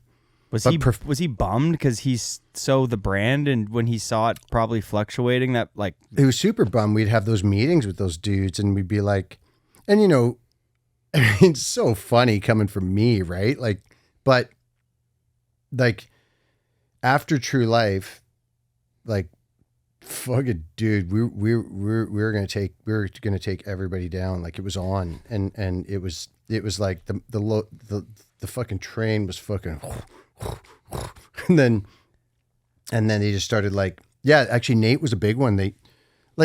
Nate showed up, and then it was like, yeah, I don't think that just the way Nate was brought in compared to everybody else was completely different. He was partying and then, you know what I mean? Laughing and partying and Nate didn't like me at all. Like I got nothing but love for Nate. Dude, we were just so fucking long ago. I don't even remember, but I remember just being like, everybody was being nice to Nate. I was being kind. This ain't gonna fucking work out for you, dude. You know what I mean? And wow. Yeah, this ain't gonna work out for you. The way this is going. This is not how this whole thing was built. You know? And I don't even know if he wanted in that situation in the first place. Like he was just told he was sick and he had sick style and yeah, anyway. I don't know. I hope nothing but the best for him. So Favorite to film with? Snowboarder? On forum. Me personally? Yeah. Fuck, that's a split question. I'd say Devin and JP because there was times with Devin in the backcountry where we would be, actually it was like technical difficulty stuff and it was just like, there was just like this, we were creating something that no one had done yet. So that was like pretty crazy. But then JP was just like, he just knew Devin and JP were so essential to the whole thing because both of them are so giving and they both took care of so many other people and helping. They were working with other people. JP and Devin, it will never be known how much they did for other people's careers. Like to their, what's that saying? That the word I'm looking for, to their detriment, they would help other people like over the top. So, and I think that cost them both. Like JP was better at keeping that focus, like, but he'd only be 1 or 2 tries, like in jump stuff. Sorry, it's 1 or 2 tries, and he'd get his thing, and then he'd help everybody else out, and he knew why he was there, and he'd get it. And then, and Devin would put other people before him off jumps and things like that because it wasn't that JP was going first. It was like he'd get his thing, be done. Devin would be a little bit more gracious with other people who might fucking bomb the landing out ahead of time when if he'd made it more about him and the prime directive. I'm not saying good or bad, right, wrong. Devin's a fucking giving person. Like, so just that's my experience. But I'd say those two, I couldn't say one without the other. Fuck. I mean, there is this whole other side with JP that I had that Devin never even was a part of, which was the handrail stuff. And that's a whole different mission, dude. Like the stuff in Burlington and New York, those missions were fucking crazy. Like that's different work ethic. Like, yeah, you're dealing with cops and generators and fucking nightmare. Yeah, like Shakedown, like Jeremy. Is Burlington the kink that Jones does the back 450 on? Yeah. Burlington High. Yeah. That was the craziest fucking year. That Shakedown should have been called Fear. Sean Kearns' Fear. That's because that movie was just built on fear. That's all it was. I was just terrified for my life. So I was anything and everything I could do to make the best snowboard movie I could, but it was all fear. Why? Because you were filming with Kale and Browner, or no shit. No, because that's when Video Gangs was coming out, and it was like Video Gangs versus Shakedown, right? So it was like they ditched Mac Dog Productions, and they said we want our own production company because Mac Dog's, and rightfully so, good business. Like, but Mike started for him, so it was really weird. It could have been done where Forum just said, we'll buy Mac Dog, fuck everything else, and you just make the best movies. Fine. But it was like, no, we don't want to pay anybody out of house, and anybody can make these movies. And then that started the worst fucking shit ever for me because Devin and Duffy and everybody, I'm like, what? Yeah, you're going to go, they're going to film for fucking Video Gangs. I don't even know who's making it. That's not going to happen because these are my brothers. Blah, blah, blah. And then I didn't have it in my head, that, oh yeah, they make a lot of money off this company and they're going to do what the company says. And I'm thinking,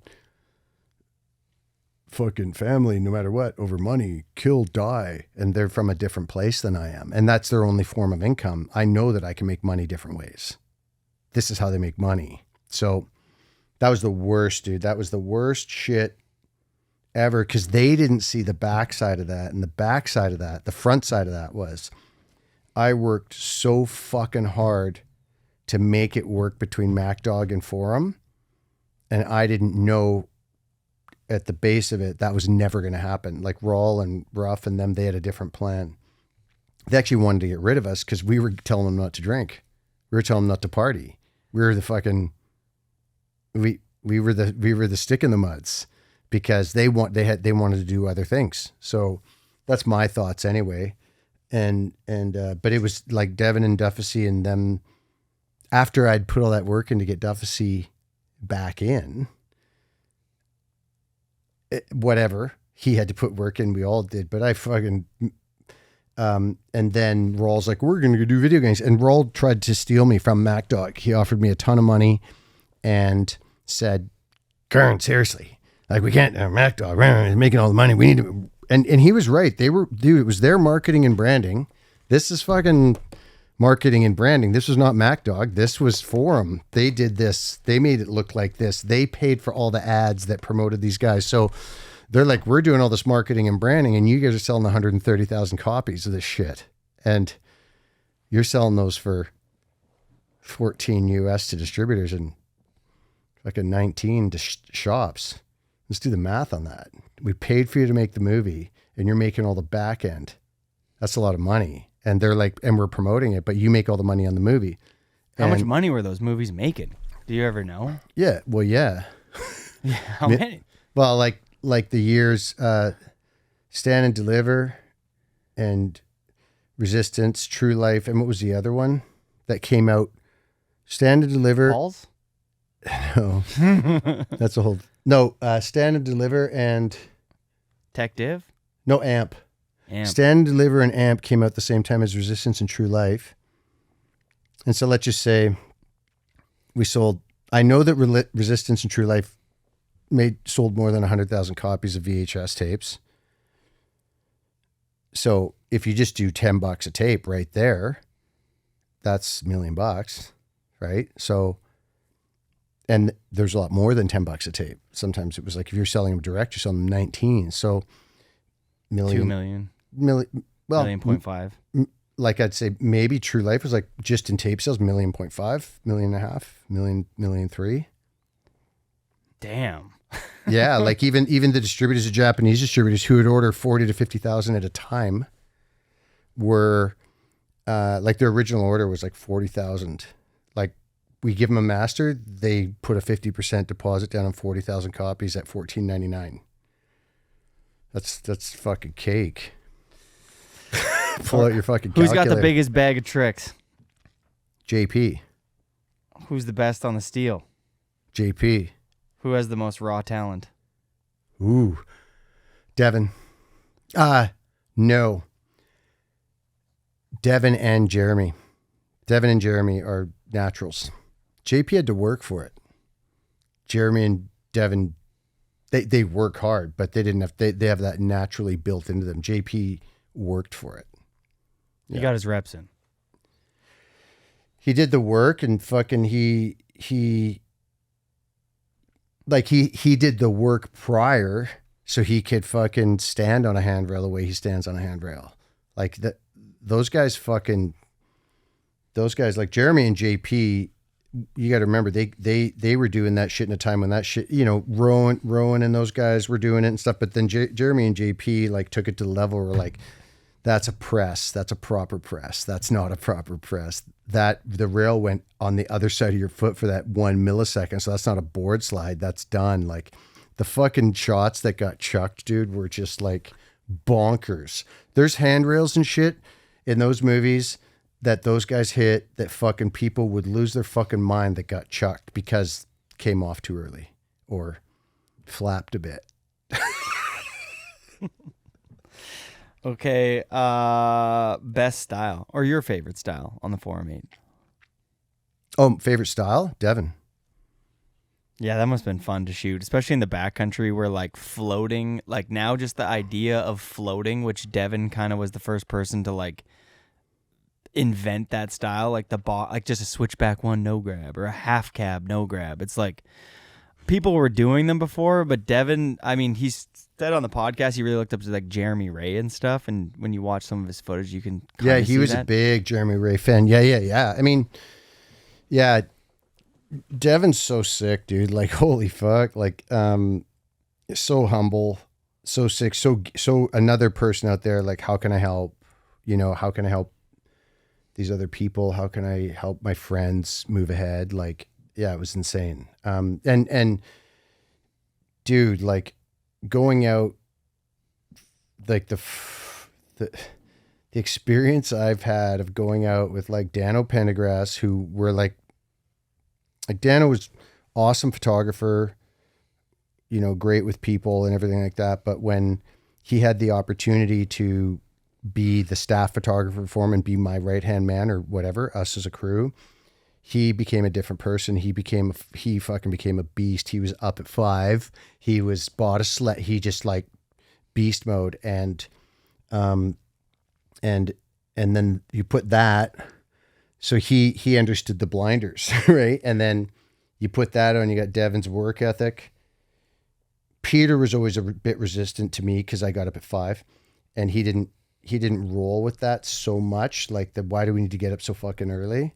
And I'm like, well, cause I'm scared. So we need to go. And well, it was really just give everybody the best opportunity. But have you ever, this is going to sound super cheesy, but actually this is something you need to consider, I think, is, do you know and I saw this like recently, you know, that movie Predator, there's a new version, the newest one, and it's woke and it's got some fucking shit story to it. But I don't even know if this is true, but they talk about the wolf, the what's that called? Like a wolf pack, and what they've understood now by studying wolf packs is the alpha wolf is not the one that goes out and does all the killing. The alpha wolf is the one that stays at the back and supports the other ones to kill. And this is going to sound so lame, but actually we used to call ourselves an expensive pack of wolves because we just roll around the backcountry and we just laugh about how much money we would cost to go look for shit. Like, what are you actually doing out here? We're looking for shit. And like, there's nothing in this shit snow rin is going to be to the caliber we need it, but we're so fucking driven that we're just going to keep driving around for months on our sleds looking for something that maybe might be working. It's fucking expensive. So we call ourselves expensive pack of wolves. But then I think about that, and my position in that movie making thing was I was the alpha, meaning I'm going to do everything I can to keep these guys safe, keep communicate. Like we had this whole thing about being positive. Like if you're negative, you see something negative that's dangerous, bring it up. If you have a negative thought about the day, you better switch that shit into a positive, because if it's not going to bring everybody down. So we had this positive vibe only thing, like what can be done, not what can't be done, unless it was danger, like something. So we had this whole thing, like we just pick up this momentum, and I'm so blessed to have, like, it was crazy, dude. Like we were just like if you break it down, you're on this like high powered thing, and you're with the crew, you're with like, you know, my crew would be like Devin and fucking Peter and JP and fucking Bjorn for months. And like whole, and the momentum that they would, like when you get on a crew, like when Mike Page got on Forum, his snowboarding jumped up 5 notches in 3 days because he was held at a different level and he could see what was possible. He was in the field of this greatness and he just went like all of a sudden became great. And so, yeah, it was such a sick time. Like it was such a sick thing to be part of that. And Devin and I had some moments, cause we worked on that movie Out Cold and stuff, where they blocked off Tricony, the whole area for me and Devin for 4 days. And me and Devin groomed the road up there.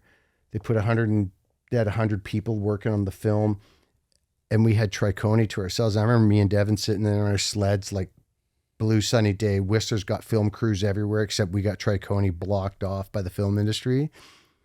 And we're just sitting there going, I remember us pulling up to the lake. No one else up there. We went up first. We were the only ones allowed to ride our sleds because we had special privileges because we were the stunt coordinator, went up there and we're just sitting there going, dude, how is this happening right now? Like that we're in this place right now and we have 2 helicopters, one with a spider cam, and we're running the show, and Devin's the star, and I'm working with the director of photography who was Spielberg's director of photography on Band of Brothers. Like this is next level shit. And we're just like, and we're the shit. Like we were the ones who knew the terrain. We were the one who knew how to keep everybody safe. We knew. So it was like, yeah, fuck, I'm fucking covered in goosebumps. Like, how did that happen? Like a couple dudes from fucking wherever that barely made it to grade 12, you know? So How do you think those opportunities like that even begin to unfold? Like, you know, at one point you're skating a bowl alone, probably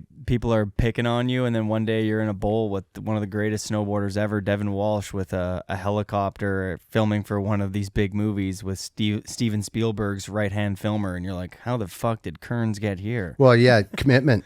That like I've been committed to standing sideways on boards, skateboards, snowboards, and surfboards my whole life, and I've been committed to that. Like in my grade 12 annual thing, it says, everybody else is like, I'm going to do this and that. And I'm like, I'm moving to California. I'm going to skate all day and I'm going to surf all day and skate all night. That's all it says. Like, and committed. Like, I'm like this. I mean, we ride magic carpets, dude. That's what we actually do when we're skateboarding. So we're standing still, riding through space in control of how you can turn with no rules. Like, have you ever thought about that, dude? That's magic carpet shit. And you're standing there. Like, think about it, dude. You're standing still. And actually, what makes you better at it is that you stand stiller. So Devin is like floating through the air backwards, slamming, and he's like not moving because you got to keep it still. You know, it's like, it's the funniest thing. Like, it's like, you can't explain that shit to other people. And I've spent 15 years, the last 15 years, I spent more time working in the, group setting, therapy, like mostly to keep myself alive. It's not about helping people, dude. I'm fucking dribbling into a paper cup. Like, I got shot out the other end of snowboarding and I didn't know who the fuck I was as a human. So I've been around a lot of civilians, and what I call civilians, people who don't understand what I just said about riding the magic carpet. They've never felt it in their body. And they don't even know what I'm talking about when I'm talking about what I'm saying. So, and I spent a lot of time seeing that and going, wow, how the fuck did I tap into this? I don't know where I was going with that, but it's like, that's why I said in that clip on that you guys posted, it's like, dude, if you only knew how rare it was that you've actually had a body felt sensation of being, actually, I'm just going to say this, okay. Like, you can self-talk, hate fucking everything you want, but when you're fucking pinning it in powder, you're not thinking about that. You're present. You're in the moment, and you know it in your body enough to move to fucking Whistler and chuck myself onto steel and start some podcast. It's because that thing, you know it. And so anything, I call it, we're all fucked for life. Like, you have to create that in your body the rest of your life. Probably a good idea to get better at needing less to make it feel good, because that's been a big one for me. Like, I'm so stoked to snowboard. Like, I was snowboarding with Daniel yesterday, screaming, I'm 56, and we were howling, I'm almost 60. And Daniel's like, me too. And we're like, dude, we were fucking howling, and we're just doing groomers, like pinning it and just laughing our faces off, dude. And it's like, and I get stoked on that. Whereas before I had like a helicopter addiction. So like, you two have lived a life, like just being up there with one of your close friends and having really gone through like the trenches of life together, and being now on the other side kind of to some extent, and just riding down the mountain and really enjoying the simple pleasures of what snowboarding has to offer, and being, I want that. I want to be riding with my homie at 56 and being like, yeah, so fucking special shit right there. So think about that. I was riding with my homie because that homie grabbed me one day and said, what you're doing is not cool. Like, I don't want to be around you anymore. Right? And I'm like, I don't want that. So, and I don't want that. And now, holy fuck, dude, like The day we had yesterday was just like, like, I mean, his brother who's passed is like fucking such a part of all of my life, my successes in snowboarding and whatnot, not to mention a dear friend and all the surfing I did and all the adventures I did with him. So just imagine that, like both Dano and I having a very close experience of what it would be like not to be here. Because Gary's not here. He's here, but he's not here in form. He's all around us now because I see him all the time and he laughs at me a lot. But it's like, so yeah, we like, holy fuck, we're here. We exist. Like, I can't even tell you, like, it doesn't take much for me to get stoked these days. Like, yeah, like, it's like, fuck, like, so grateful. And, yeah. And like, that's what I said in that video too, is like, get over your shit with people because that's all you got. And like Dano and I have a connection, like when we hang out, like same with Sean and other people, like lifelong, JP, dude, like during Shakedown, he was getting paid 2.5 for 5 years from Forum and he didn't even film for their own video because he had my back. Like, how do you film one of the gnarliest snowboard parts ever? And part of JP was like, there's no way we can do this with anybody else. Dogger and Kearns know what they're doing. That was part of it. He's like, this is the best film crew. I need to get the best part. And he did that while his sponsor was phoning him weekly, trying to change his mind. The people that are paying you money.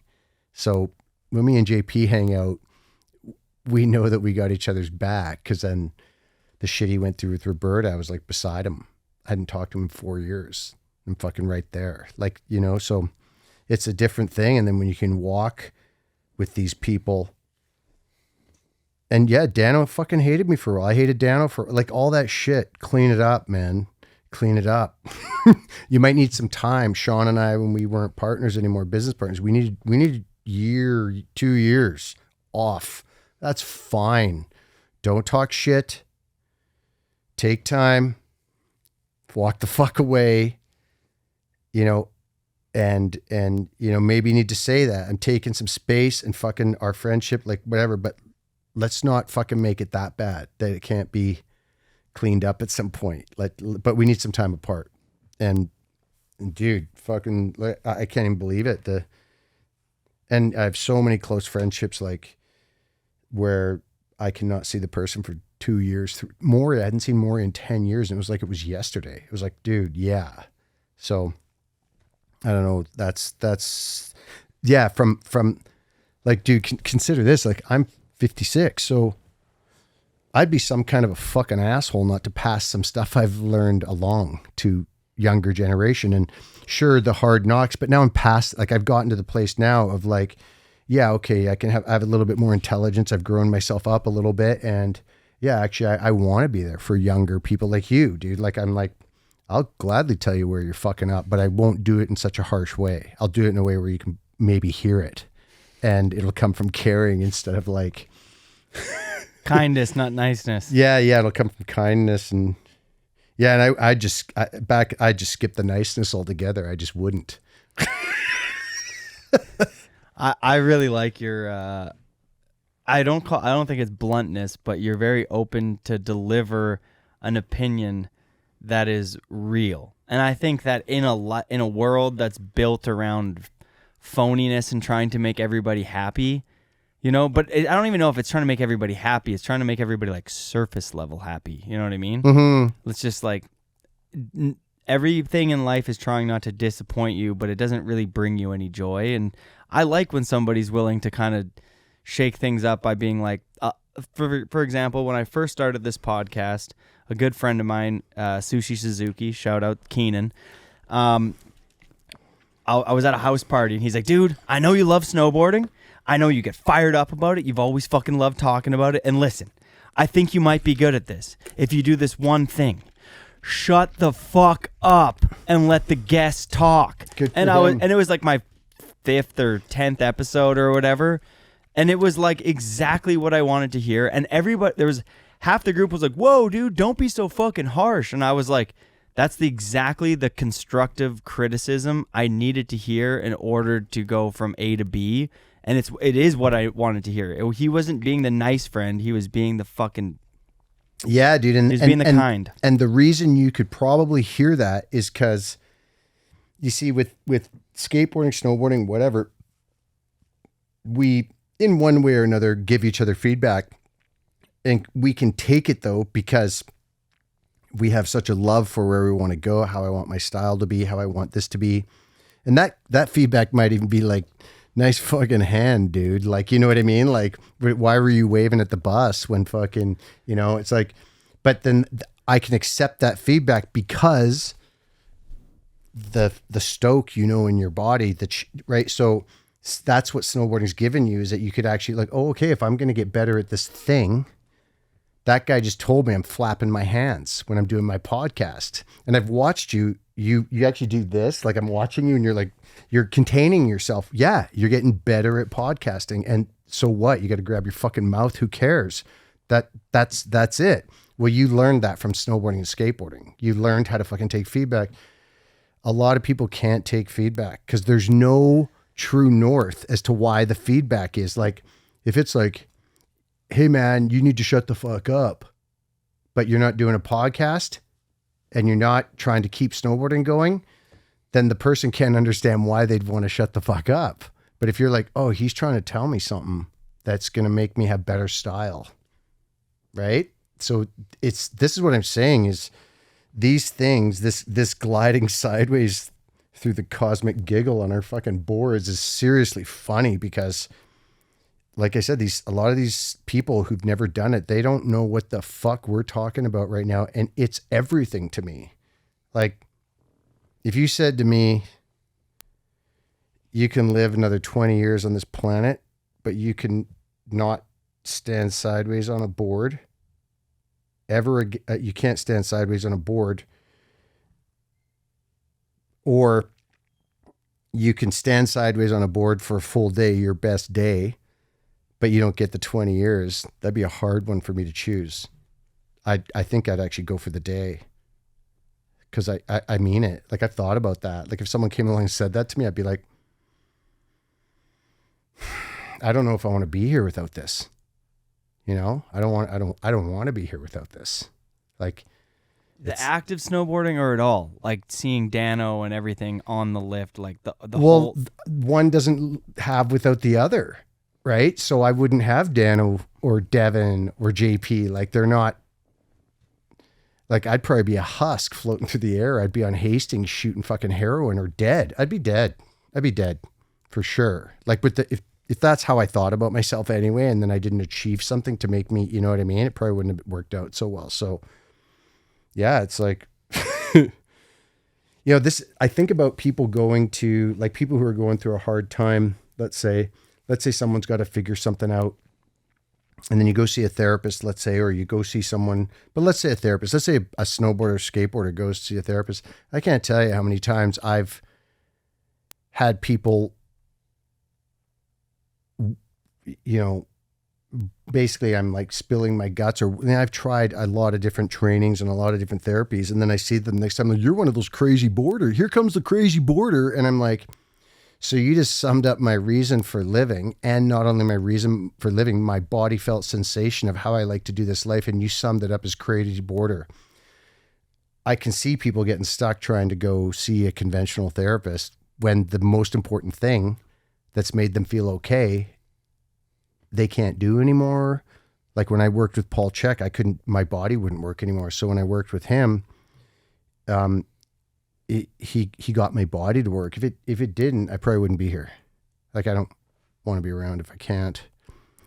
And maybe that's not true. Maybe if I could help younger people cultivate that, like if I was in a fucking wheelchair, straw drive, Christopher Reeve shit, like I'd be like, teach your kid how to snowboard. It worked out great. That's not really going to work, but I would. Like, if I can that's actually a pretty rad thing to help other people cultivate stoke in their life. That's actually almost there. That's almost there. Like, maybe if I could do that. Yeah. That's like, then watch them do it. Like, fuck yeah, I've seen that. That's doable. So yeah, I don't know. Maybe I think you have done that a lot, like through your movies, through the person that the most inspiring thing in the world is the kid against all odds that changes his life and ends up being you. Like, you are, to me, the movie that you've lived and the movie that you've made is one of the most inspiring stories I've seen. And maybe on that note, that filmer who interrupted at the film, Our Kind of Chaos, Rob, who's a close friend of mine, Didn't interrupt.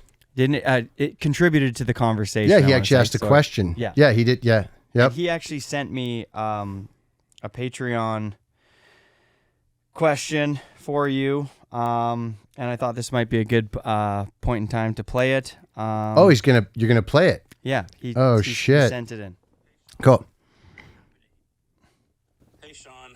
Really happy to hear that you're doing the podcast. Thank you for sharing your advice at the red carpet interview last week, and thanks for sharing your story in the film. Our Kind of Chaos is super important, and how much it impacted me took me by surprise, even though I kind of knew what to expect. The question I was trying to ask at the Q&A is, what's your advice for helping someone come to terms with their past trauma, especially when they don't want to talk about it or even acknowledge it? Thanks again, Sean. Excited to hear this podcast. Yeah, fuck. How to help someone come to terms with their past trauma if they don't want to talk about it or hear about it or acknowledge it. Yeah. You can't. They got to want to hear it and know it. So telling someone, I know.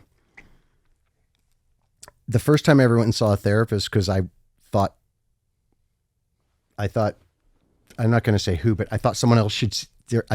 Me and my brother went and saw a therapist to see how the therapist could see this person. and the therapist at the end of the appointment said, "Yeah, I appreciate how giving and caring that is, but have you ever thought about seeing a therapist?" And so my first thing is, if I'm asking that question, there's probably still a lot of work I could do on myself around the topic or for whatever it is. If I'm wanting someone to get therapy or get help or deal with a trauma, there's probably a good chance there's something going on in me that I haven't dealt with to the level I want to deal with. And so the best thing I could do, like, let's say I have,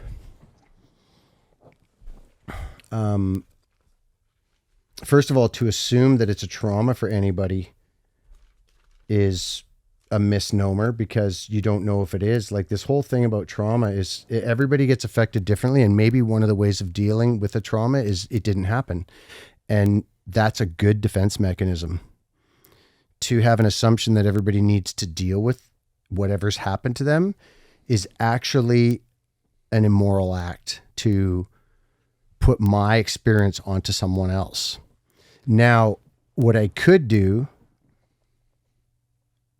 like, let's say you and I had something happen together, some trauma that we both had it happen. And every time we even go near it, you just say, "Oh, I'm not going to talk about that. I don't want to talk about that." I might come to you and be like, "Hey, I want to work through that with you, or I want you to be able to talk about that at some point or whatever, because it could be really helpful for me. And if you're not willing to do that and you don't have the capacity for that, that's cool. But I would like you to come on this journey with me to go and discover how this affected, because I think it actually could, because if this is in the room and we can't talk about it, I always think there's an elephant in the room. And so would you be willing to, because it could actually bring us closer, we could learn about ourselves, whatever. And if it's a no, I got to be okay with that. And then I'd probably make choices to that. If I was in the same room with you and that thing kept on coming up for me, I'd probably tell you, I'd be like, I'm the type of person who wants to work through stuff, because I know what happens when I don't. If I don't go through stuff, the only way's through. If I want to grow as a human being, the only way's through. There's no There's no going back trying to fix it. It's through. So what are the emotions? What's happening right now? If you're not willing or don't have the capacity or anything, but I would if it was, because I know a little bit of his context, I do remember the question without going into it, but if it was people that I wanted in my life, I would probably do some work in trying to find some resources and then have a sit down conversation, not talk about the thing, talk about my intention and my process that I would like to do it, and have some ideas and have some whatever, and sort of kind of put it out there that, like, here I am, like, here's the bridge between us. Are you willing to get on this bridge with me? And if you're not, I gotta be okay with no. And then leave the elephant on the bridge. I also like that you said there's not like really one answer for everybody with this. No, dude, it's not. And for me to put my want or need or whatever onto another person, or my thoughts, or it's to put it on them as if they should work through their trauma, is actually an immoral act. Like, I'm putting my shit onto you. It's like, so, but it's amazing what happens when I learn about me and I show up transparent, maybe if it's vulnerable, that I'm imagining, hey man, I'm scared that we won't be able to be friends, and we're going to distance if we don't go into this together. And I really want, and I've had this happen. I don't need to go into the details, but my brother and I, exact same thing. It's like, he's like, I don't want to go near that. And I'm like, but I do. And he's like, I don't. And he says very clearly, you swim in the deep end, I swim in the shallow end, and I'm good with that. And I'm like, and that was a fucking heart. And he's not bad for that. That's just me wanting him to be different's the problem.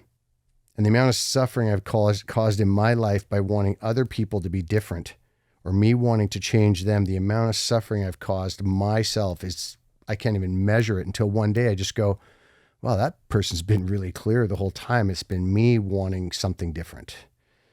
They're not up for it. What's really fascinating is, but I have 50 people around me who are. Why am I focused in on the one that doesn't? Right? Like, it's a thing. So the answer to that question is, stop wanting, like, the answer is I would be curious as to what's going on inside of that person that is wanting so badly for other people to deal with this trauma that they have in common, let's say. Do a bunch of work around that first. Find out what's going on and da-da-da-da-da.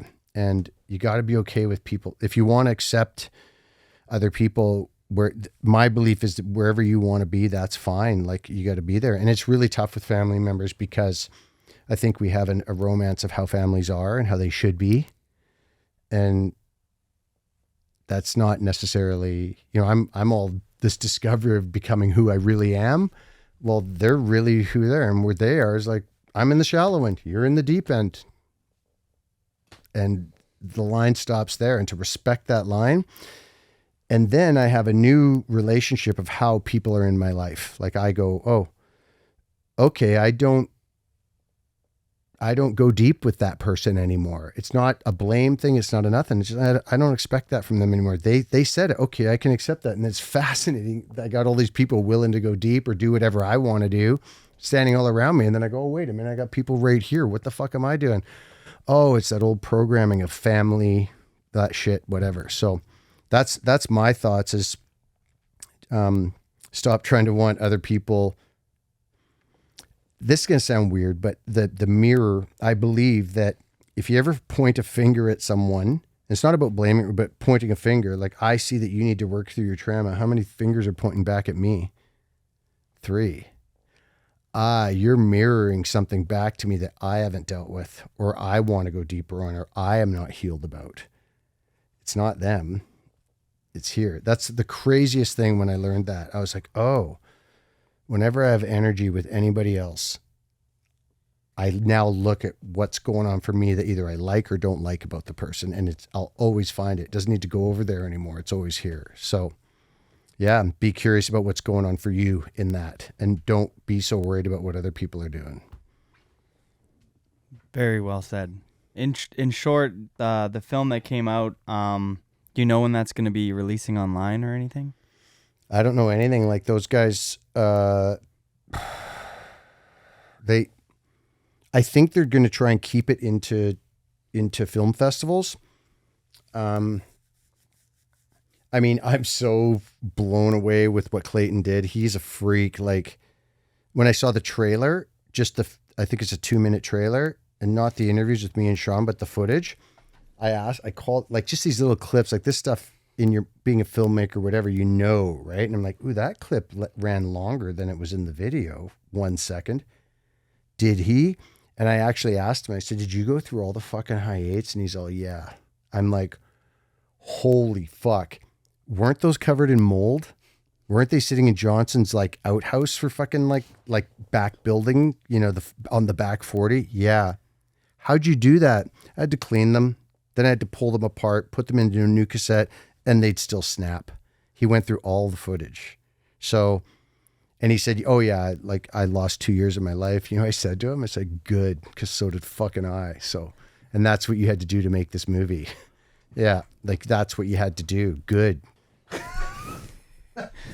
I mean, yeah, if he wants to make a movie, it's kind of like when you're acting and you're playing a character, you got to fall into the role. Like you can't just make a movie on your life and everything that's happened in a short time crunch and try and just understand all that. Through those frustrations and that whole process, you feel like there's a bit of more of a merit allowing him to participate. Oh yeah. Like, dude, I mean, yeah. And yeah. Oh yeah. No, he earned his stripes like he did on that one. Like he did. And it's funny because I could go in and tear that thing up and just, I mean, as far as I'm concerned, any movie should never be longer than 27 minutes, but that's a thing.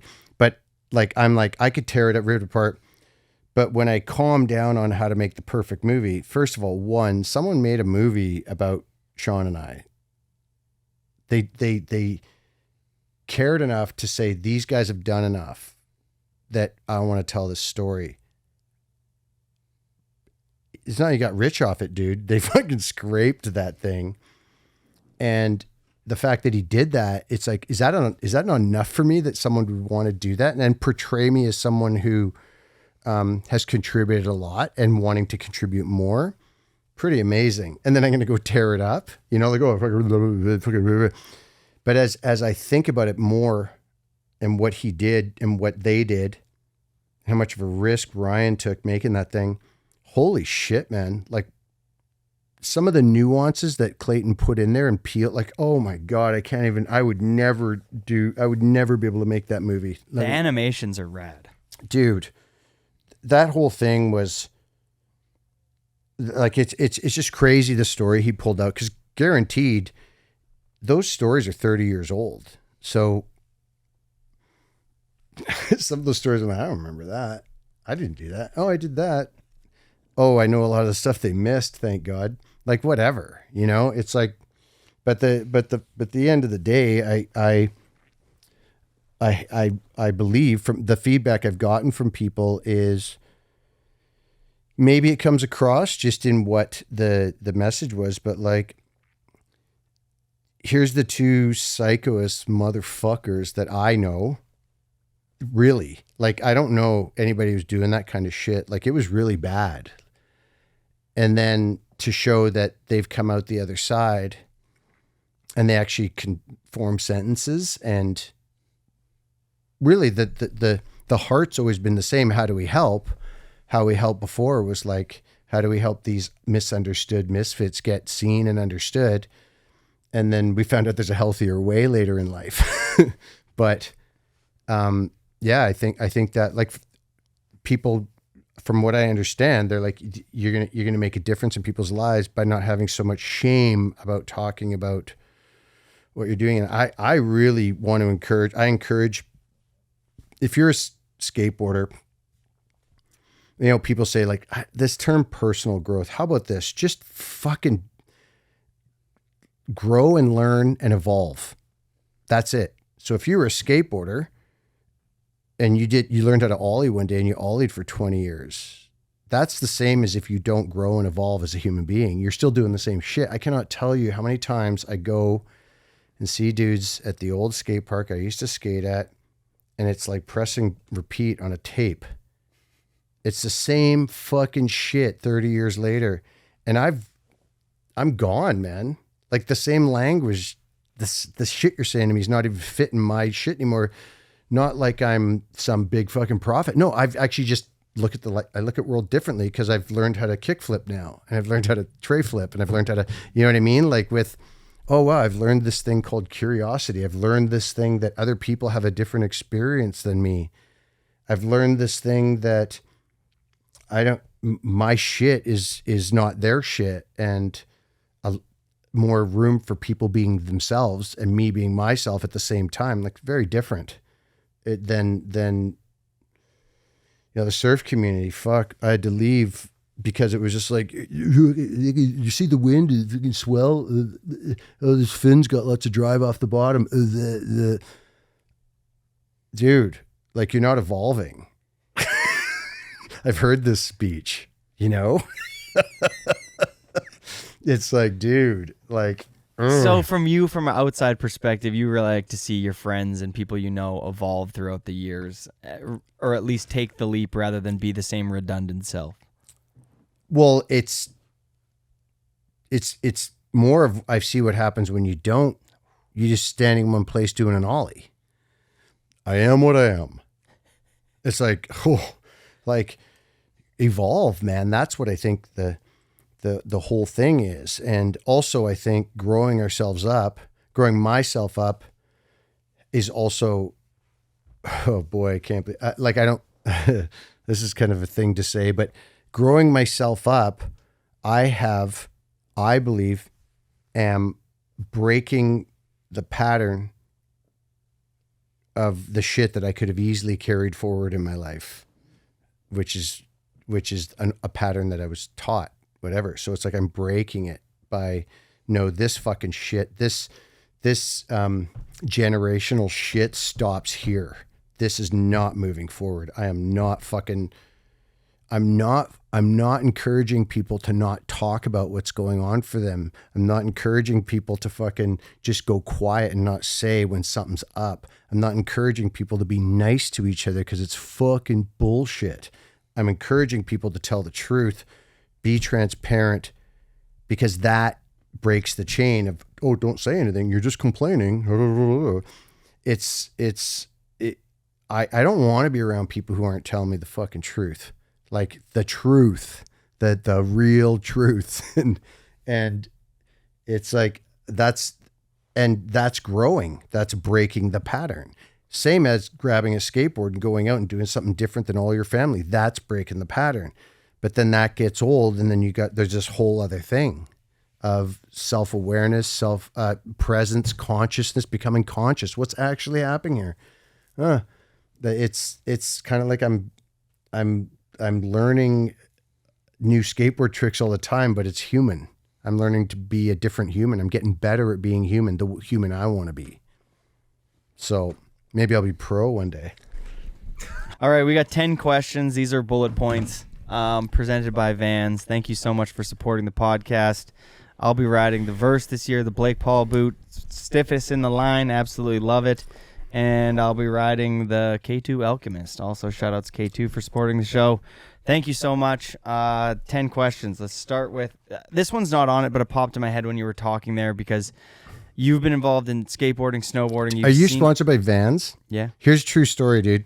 Yesterday, I was riding with Dano, and we were talking all about foot pain and everything. We're we don't care about fucking brands. Sent boxes of shit in my life, but he was actually riding these Vans boots, and we deconstructed them why he doesn't have foot pain, and I need a pair of those fucking boots. Even though JP just hooked me up, and I haven't ridden the boots he sent me, but I was like, Dano's like, yeah, dude, he doesn't have foot pain anymore. So that's a true story. That's not a plug. What size are you? 11. That's not a true story. That's a plug. So. I'll get you a pair of boots. Well, no, I'm not asking for them. I'm just saying they work. There you go. Okay, so growing up, what was the definition in your head around core and cool And what does that look like now versus when you were, let's say, 18 years old and living in Whistler? Dude, it's simple. It's like I never had it. Action always went first. Core and cool came second. Like action first. Who, like, you know, and like I said, skateboarding tells you the truth, dude. You know whether you're being a kook or not. You know, Can't fake the fun. You know when you're fucking selling out. Like, and I've sold out in my life. Oh God, like I've been a Chachi McLeod myself, like just a fucking chooch. And but actually, it's like core is the real deal. Be the real deal. Like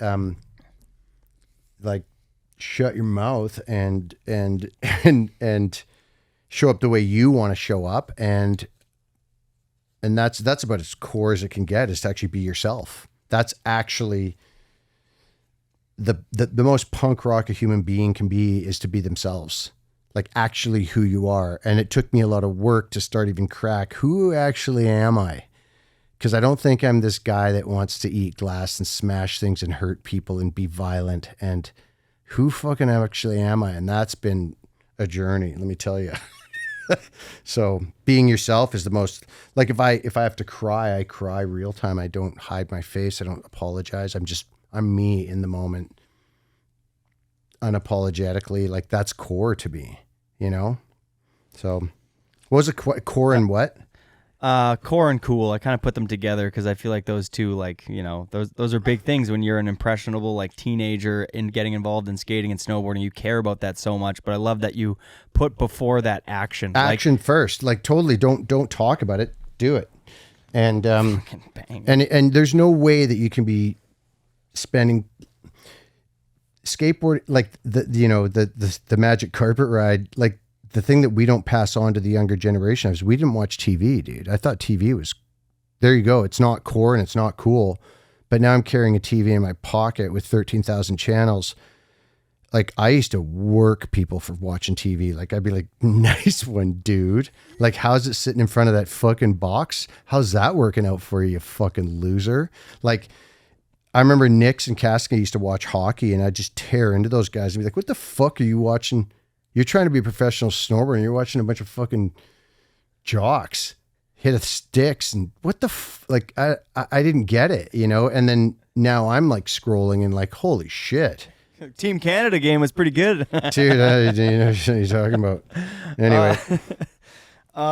Something you know now that you wish you knew back in the day. My automatic answer is that I want everything to be the same. That's kind of bullshit. Something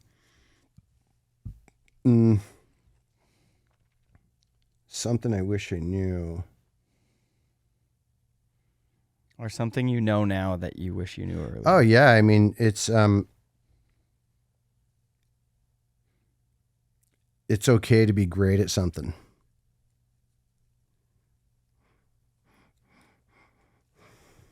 I mean, like, it's okay to be good at something. Like you work hard, create a life for yourself, and then it can be building a wall. It can be making snowboard movies, but that it's okay to be great at something. Like, you're great at that. Like, I'm good at that. I'm talented. Like, to know that that's okay. That would have been nice to know sooner.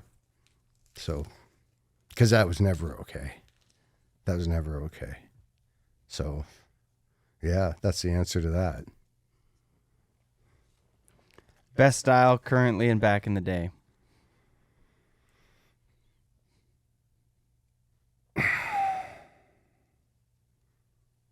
Best style back in the day?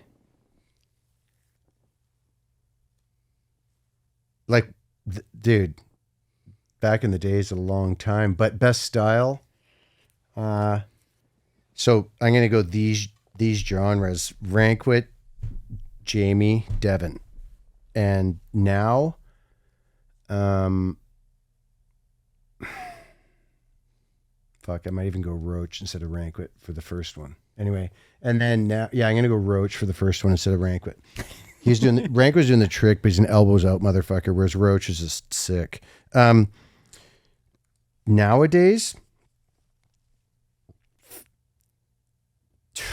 dude, I don't know. Like I called Jeremy Jones, the real Jeremy Jones, not the backcountry one, but the real one. And I called him last year and I said, you're the first person on a center stance snowboard that I've seen riding powder look good. Like he's sick and he still rides. So he's current day. He's not one of the new whatevers. And oh, I know. Who's the kid who did the frontside 360 off Devin's jump? Oh, Sean Miskimen on Mother? Yeah, I don't know how that kid snowboards the rest of the time, but that FT. Yeah, what? That was something. Like I actually think I wrote something on an Instagram post or something. I was like, fuck, that kid fucking killed it. One piece of advice you have for the snowboard industry to go in the right direction, based off seeing the whole fucking chapter of snowboarding live, pretty much. Yeah, know how much is enough. Like if you know how much, so I think of like how many companies get lost in, they don't know when to stop. So a company starts to blow up. I've seen this happen so many times. Like let's say you own a snowboard company and you got 6 employees and you got, a couple people and everything like that. And you have a sick brand. And people want to order 10,000 more boards. Don't. Keep your brand. And is it enough? Are you guys paying for yourself? Are you paying for Are you paying? Long game. Think the long game. Don't think the short game. Money now. Don't just sell shit because you can. Like, the whole idea of snowboarding to me is lifestyle over money. So if I own a company and I sell I coached Joe Sexton for a while and business coached him and I was like, dude, like you got to put a ceiling on this shit because if it gets out of control, like and you just more, it's going to become shitty. You suck. And then it's going to become like, I think Blue said that. I heard it say that to someone that he wished he kept capita smaller because then it would have been more controllable, all that kind of stuff. So know how much enough is. Don't just sell more because you can, because that leads to making money more important than the experience, which is why we do it all in the first place anyway. So if you're just making it about money, you've lost the fucking plot. So, don't get me wrong. I'm happy to make a living, but if it fucks up your initial value of experience and love for snowboarding over, like if it fucks that up, then don't do it. It's not worth it. It's like, yeah. I feel like you're going to have an interesting perspective on money. What do you think about it? Yeah. This wasn't a question, but I'm intrigued now. I think if you really wanted to do any kind of personal growth on yourself, the number one thing you could look at is money, and all the answers will be right there about your relationship to money. So my relationship to money historically was the more I get, the safer I am. Originally, it was like, I hate fucking money. It was, I hate it. I just want to snowboard. But then it became, the more I get, the safer I am. And if I don't have it, I'm not safe. Well, what I'm working on right now as we speak is if I go and make a bunch of money right now, which I have the ability to do that. I can figure things out. I don't have tons of money right now. Like I'm probably the flattest I've ever been. And when I work on myself or whatever you want to call it, and I learn and grow, the things that used to motivate me to make money are no longer running. So I need to find a new one. I need to find the thing that is going to get me stoked on making money because I don't got it. Like, it's like, I'm actually good right here.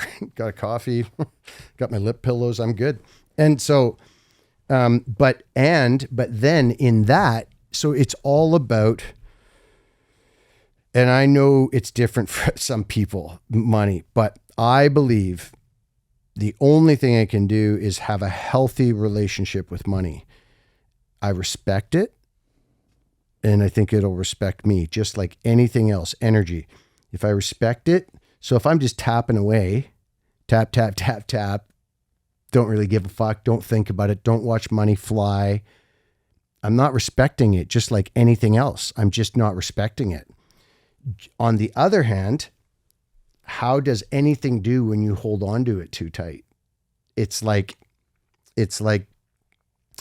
you're not respecting it either. You're just like, right? So it's like, and if everything is energy, which I think it is, my relationship to, and everything's energy, if I have a healthy relationship, so I'll pull up my lip pillows here and show you. So this is historically my relationship to money was hold on to it, like make as much as you can, fucking, and it was good. It was a challenge for me. Like I was like, I want to challenge myself to see if I can do this. Cause I grew up with not a lot of it. So I'm like, I'm going to see what this kid from North Van with no school can do.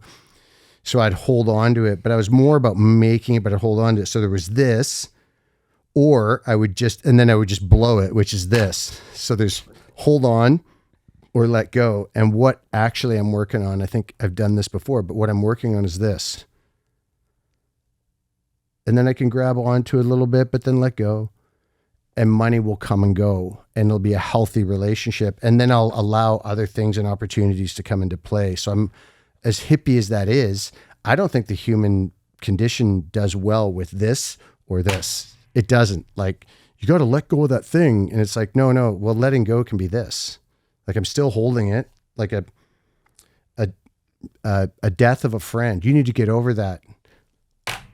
Or, no, that happened.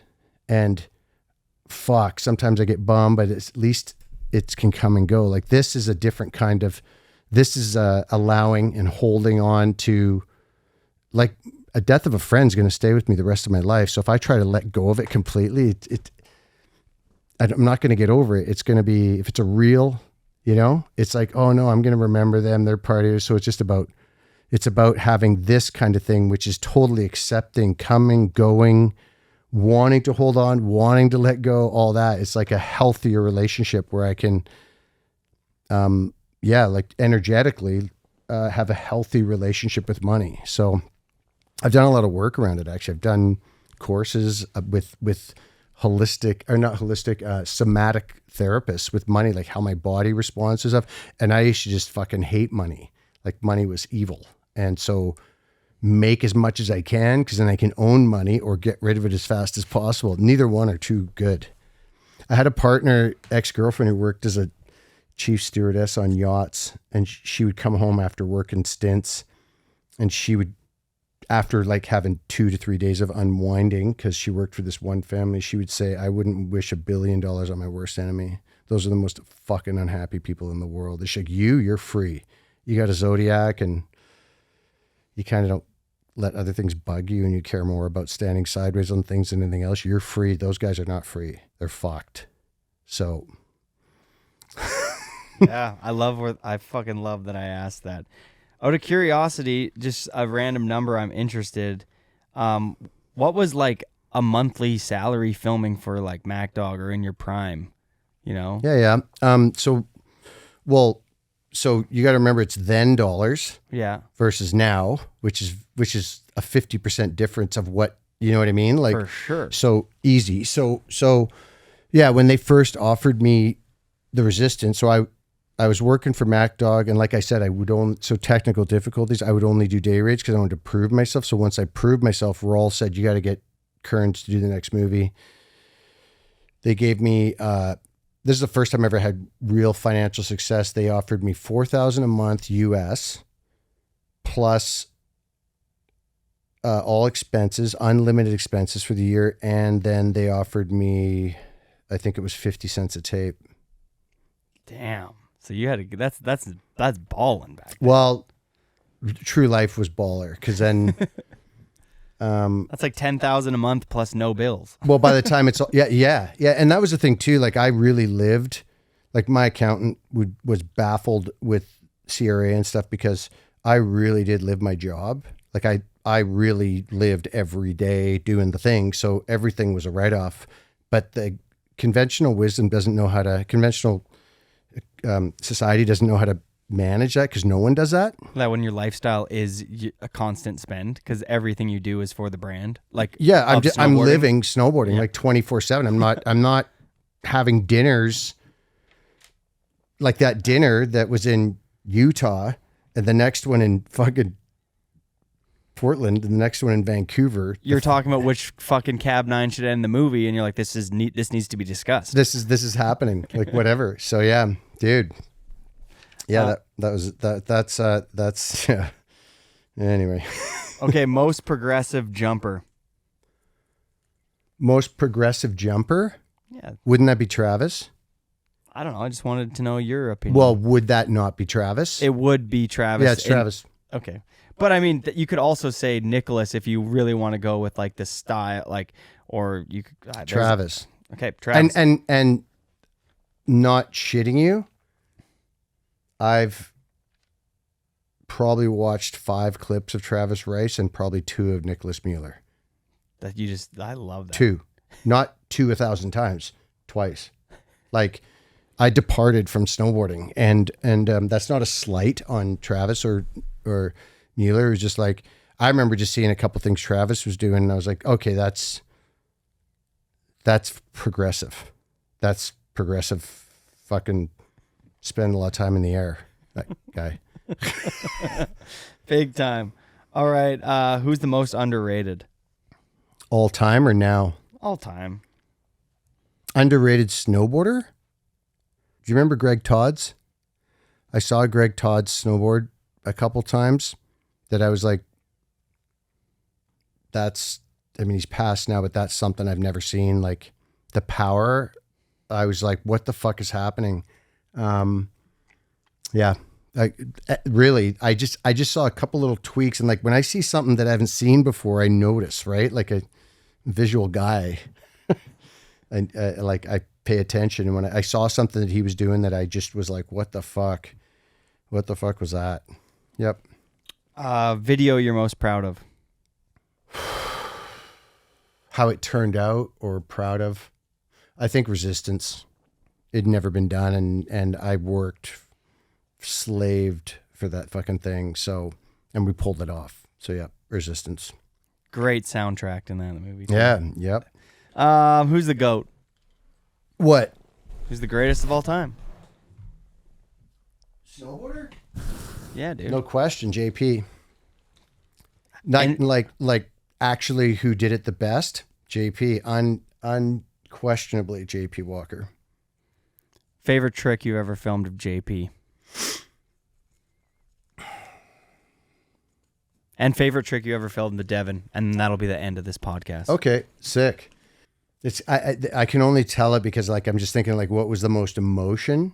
You know what I mean? Like what was the most like, and it was I think it was that front board at the beginning of Shakedown in wherever, because and it was just like I think it was like the first banger that we'd gotten on the journey of creating that video and taking out video gangs, and there's so much relief and stoke, and that crew was so gnarly. I think it was that.